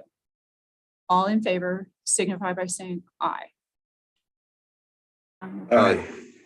Okay, shoot. Okay, I see. The ayes are Woodward, Barnes, Verducci. Did I miss anybody? Okay, nay. All those against say nay. Okay, that's Curran, Biddleston, Fox, McClendon, and then myself. Okay, motion fails. Do I have an alternate motion from a board member? This is Jennifer McClendon. I think this is more of a clarifying question on my part. I'm seeing this as a 2-part thing. So one part is like the issue that's on our agenda is kind of it's a budget for staffing the office and sort of managing the practical aspects of PEB. And then there's a second issue, which is that the state subsidies for employees need to go up so that we can start doing more with the money that we have coming in through state subsidies. So I think if we put it into our budget that we want all these little sort of bits and pieces put back in, and then that gets translated into the subsidy, it was just too confusing for me to wrap my head around how that process would work. On the other hand, I do think that we need to strongly advocate for higher subsidies so that we can start reinstating some of the benefits. I guess my question, and maybe this is for Laura Rich, is what is the most effective way for the board to advocate for subsidy increases? Is it through this budget process, in which case maybe we revisit the question, or is there a separate process or another way that we advocate for higher subsidies for state employees? I hope that question makes sense. I'm trying to figure out how to answer that question best, because when I explain the timeline, there's obviously a whole lot of steps that go into it, right? And so part of the reason that we built this agency request budget is to understand what our costs are going to be, right? And so and to plan for our costs. For PEB, because we're dealing with healthcare, typically healthcare costs increase. And so those subsidies usually increase anyway, right? Because we need more subsidy to fund the overall higher rate. And so those subsidies increase anyway. So when we're asked to develop a budget, and what we're basically the ask of us and the exemption we are getting is we're not limiting you to the subsidy not growing, right? To the we're because in every other agency, right, if we were going to be held to the same standards, that subsidy would remain the same. And that subsidy is what determines what benefits we can pay for, right? And so, because otherwise, the remainder of the overall rate is picked up by the employees, right? So this is the employer portion. And the employer portion affects every other budget in every other agency around the state, right? Whether it's NCHI's budget, whether it's Department of Corrections, everybody who participates in that budget is affected by our budget because it's the subsidy level. So when we come up with a subsidy, we are coming up with a subsidy based on the plan design we are going to be offering, right? And so the direction given to us by the governor's office is keep the plan design as is. We don't want you, because otherwise we would have to plan for, here's our subsidy, it is set. That is the number that we need to get to. And so we'd be doing the opposite. We would be reducing benefits so that we could adhere to that budget limit, essentially. What we're doing here is the opposite. We're saying we're going to keep benefits the same. We're not cutting them. We're not enhancing them. We're going to keep them the same. And this is how much the state is going to pay in that subsidy, those subsidy dollars. This is how much it's going to cost. And so whether it's, I can't remember what it is right now, Carrie, I'm sure you can give me off the top of your head, it's like 770, 760, 727, I believe. Oh, that's right, because this year it went down. I forgot. Okay, so 727. So it might be that $727 goes up to $757, right, next year, because, and that's, so our subsidy dollars are going to grow regardless. So if we want better enhanced plan benefit design, we have to say that 757 is now 787, right? And so really, yes, it's in the budget where this comes into play, because otherwise the projected costs are going to come in low. We're not going to have sufficient funds to cover any enhancements. So that's really what the budget process is meant to do. Now, it goes through the executive branch, and this is where the executive branch, then the governor's office and the governor's finance office vet these budgets, and they decide, what ultimately is going to be part of GovRec, the governor's recommended budget. And then it goes to the legislature. And then that's when the legislature can weigh in and say, well, we're willing to give more money, or we're not willing to get, we're going to take something away. And they've done both historically. So we can definitely, and I plan 100% to have conversations with legislators and the governor's office during legislative session, because I'm sure this is going to be a hot topic where legislators are going to come to us and say, PEB, what can you do? What is it going to cost if we want to do X, Y, and Z?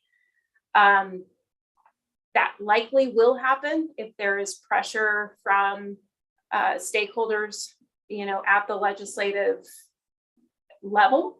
But it's hard to know what they're going to ask us to do, and pricing those out. Not only is it a lot of work, but it's also expensive because you have to use the actuaries to do it. And so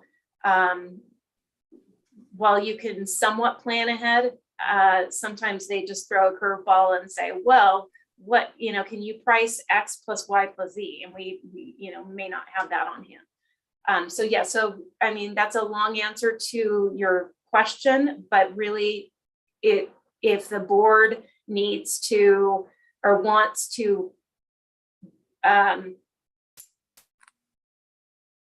include the pricing of benefits, this is the time to do it in terms of the board's ability to weigh in. This is the time for the board to be able to weigh in, but you know, whether that's taken into account or not in GovRec and then in the legislature, you know, it's out of our hands after that. Thank you. That was incredibly helpful. I appreciate it. Member Verducci. Yes, Tom Verducci for the record. I just think we would be remiss for not asking for a restoration of benefits. The worst thing that could happen is it's rejected. It comes back from the GFO that it's not affordable. But I do think this is the time to at least be asking for the restoration of the pre-pandemic levels. And I think it's the best thing that we could do for the employees. And I know we made a motion that didn't go through. I could change the wording here, tone it down just a little bit, and come up with a second motion. I don't know if it'll have the same results as the last one. Yeah, please go ahead and state a motion if that's your wish, and then I'll go to Member Barnes. Thank you, Chair Fried. I'd like to make a recommendation that we approve the submission of PEB's agency request budget based on existing plan benefit design through the biennium and include enhanced request for in-house counsel and upgrade of 2 existing IT positions. I would also like to request the PEB program be brought back to pre-pandemic levels subject to the GFO approval. Okay. I think I understand that motion. I'm going to let that sit with the members for a second while I ask Mr. Barnes for his input. Yes, thank you very much. I wanted to say that I agree, Jim Barnes for the record, I'm sorry. I wanted to say that I agree with Mr. Verducci, and I think that really the board needs to be tough. The GFO can always reduce this back if they want to, but I think it's important that the board take a stand and show that they're going to be tough in trying to do what's best for the employees. So I'd be willing to second that motion that Mr. Verducci made and urge that the board pass the motion. Okay, thank you for that. All right, so a clarification request for Mr. Verducci here. Your motion, now that I've thought about it for 45 seconds here, seems to be almost exactly what it was previously, and that one failed. So what do you see as the substantive change from your previous motion? So Tom Verducci for the record, I believe my substantial change would be restoring the long-term care, the life insurance that was reduced, the HSA contributions, and the deductibles And also keeping the low deductible plan. Okay, but isn't that inherent in returning everything to FY20 levels, which was your previous motion? With the language that would allow staff to make technical adjustments. So it might not be exact, time has evolved. And of course, there's going to be some technical adjustments. But what I'm urging the board to do is make a suggestion that we just go back to the pre-pandemic levels. We've discussed that, and we ended up with plan design changes that was a result of exact dollar amounts that we had to request to be reduced back then. And I think it's having a negative impact. And this motion, yes, this could be adjusted, but I do think we should be asking in this recommendation that the benefits come back to pre-pandemic levels. We could change the wording. Go ahead, Mr. Barnes.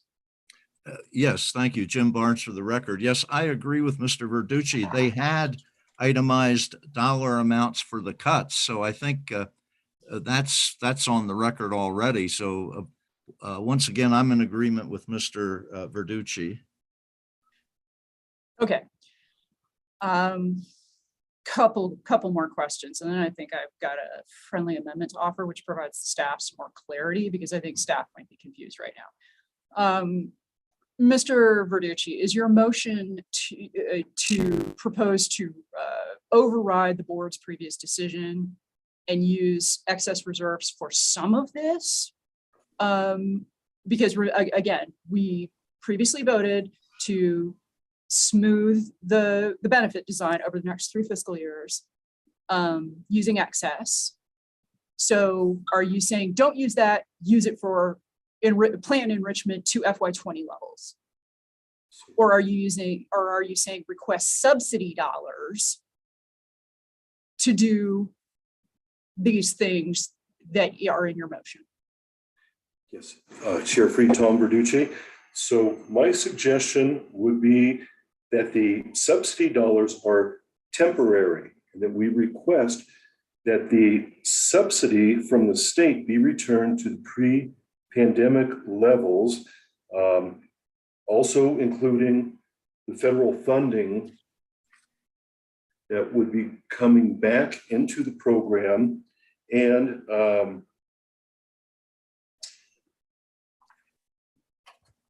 it would be a combination of both, but the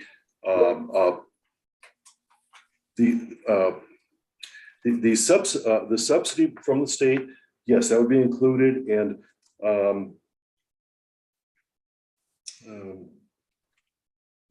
does that clarify your answer? Not exactly. Look, Ms. Rich, please.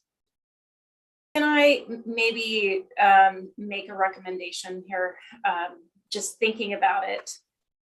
So potentially have staff develop 2 budgets, with the second option being the restoration of benefits to pre-pandemic levels. That also includes the spend down of excess, right? So really all we're doing is asking for the difference of what our excess doesn't cover. So life insurance and long-term disability. Yeah, thank you, Laura. I was going to suggest to Mr. Verducci and Mr. Barnes a friendly amendment to the motion that I think captures the spirit of what they're getting to without the possibility of getting the GovRec budget back that's busted. So in other words, 2 budgets, 1 budget that essentially does what the governor's office and the GFO agreed to let PEB do, which is, the thing in the staff report, and another budget that restores to FY20 benefits, including, life insurance, long LTD, all the stuff that, we ended up cutting in advance of last session. And then using a mixture of subsidies and excess reserves, because, right now the excess reserves are a bit high, and we do want to, sort of return that money, including HSA and HRA levels, right? So 2 budgets. That way, if they say no to the one the board likes, there's a coherent one that they can take. Is that an amendment that you two would accept? Chair Fried, I think that would be perfect. Okay. All right. Yes, I'd agree to that, Chairman Fried. Okay.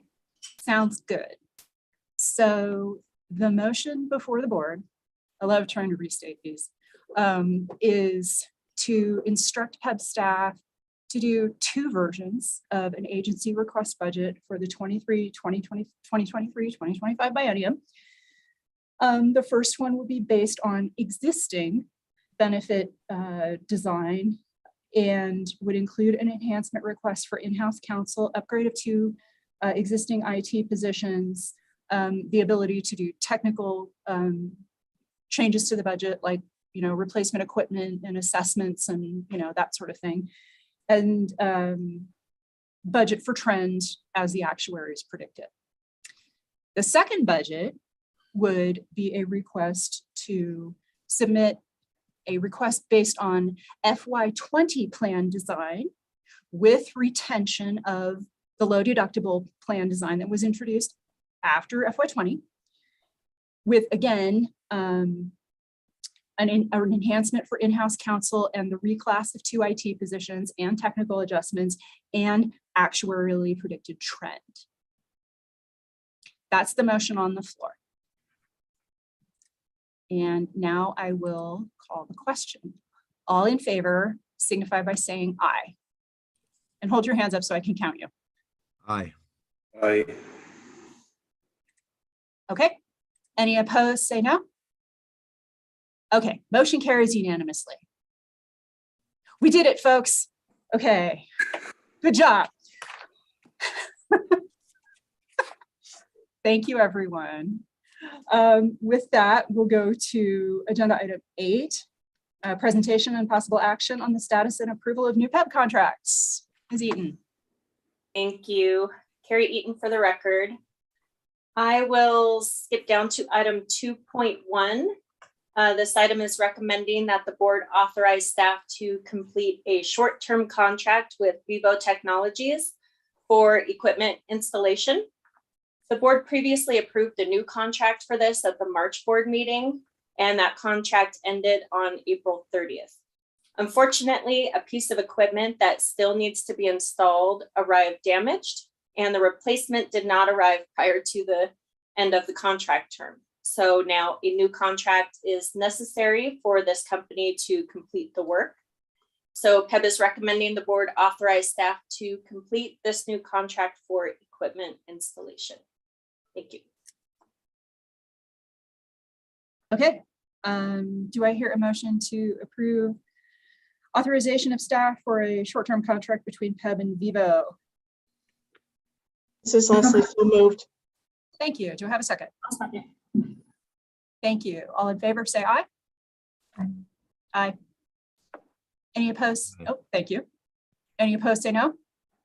Okay, motion carries. Thanks very much. Okay, let's go on to the next one. Thank you, Carrie Eaton for the record. Item 8.3.1 is recommending that the board authorize staff to complete an amendment to our contract with Siegel, our actuary. As you heard earlier, the current contract does not give PEB the ability to pay Siegel until fiscal year 2023. So an additional $50,000 of contract authority is needed for Siegel to perform work related to analysis necessary for the Patient Protection Commission's cost growth benchmark analysis in this current fiscal year. So PEB is recommending the board authorize staff to complete this contract amendment with Siegel. Okay, thank you. Is PPC going to pay them? This Carrie Eaton for the record, we are actually looking into a reimbursement request. So yes, sounds good. It's not final yet, but we are in discussions. Okay, so do I have a motion for approval of a contract amendment between PEB and Siegel for, to retroactively increase the contract's total maximum.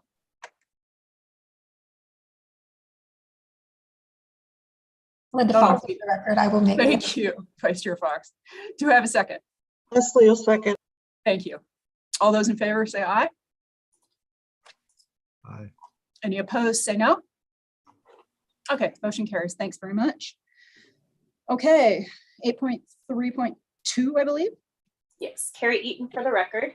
8.3.2 is recommending that the board authorize staff to complete a contract amendment to our contract with Claim Technologies. An additional $30,000 of contract authority is needed for Claim Technologies to perform an additional PBM audit for fiscal year 2020. This audit was inadvertently missed during the transition between the vendors. So PED is recommending the board authorize staff to complete this contract amendment with Claim Technologies. Okay. Do I have a motion for approval for a contract amendment to 24030? So moved. This is Leslie. Thank you. A second. I will second. Linda Fox. Thank you. All those in favor signify by saying aye. Aye. Aye. Any opposed, say no. Okay, motion carries. Thanks. I believe that is it for agenda item 8. Correct me if I'm wrong. That's correct. Okay. All right. Agenda item 9 is public comment. This is our second public comment period, and I'll turn it over to PEB staff. One moment, Chair Fried.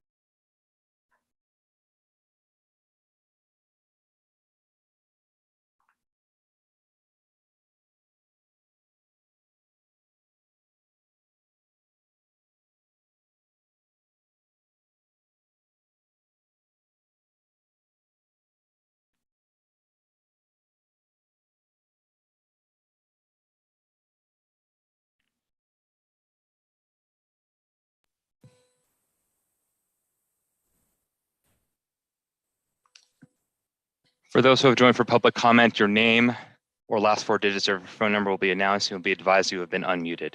As a reminder for those on the phone, please press *6 to unmute. Please slowly state and spell your name for the record, then proceed with your comments. Due to time constraints, each caller will be limited to 3 minutes.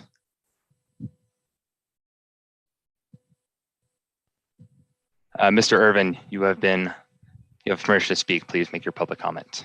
Thank you very much. Kent Irvin, Kentervin for the record. I would like to thank Chair Fried, Lord Rich, and the board members for your discussion, especially for agenda item 7. We know it's extra work for staff to develop 2 budgets, but it's important in the legislative process to keep options open.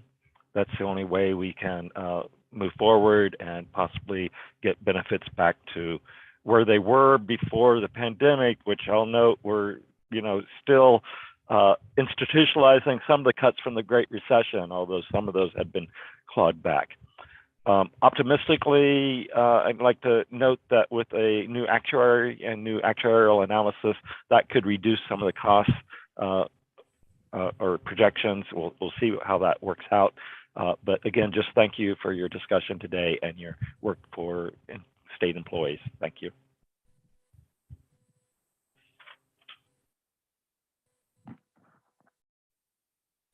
Madam Chair, as of right now, that was the only public comment we have. Do you want to give it a minute or two just to be safe? Yeah, why don't we just sit tight for like until 11:40 and see if anybody logs in. Sounds good. I'll keep an eye on it.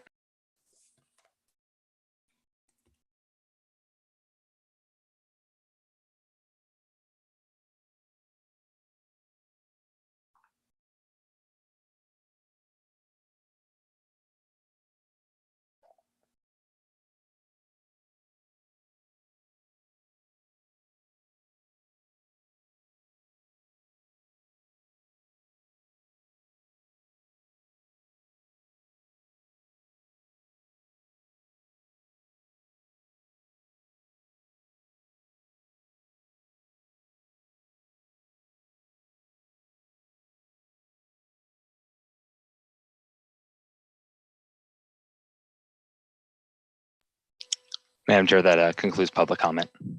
All right, thank you very much. With that, we have finished our business for the day. I'd like to thank the board for its hard work and vibrant discussion today. And I'd like to thank all our vendors, and I'd like to thank the AG's office. Thank you to Chief Dag Briggs for her insight. And I look forward to seeing you all at the next meeting, and we are adjourned.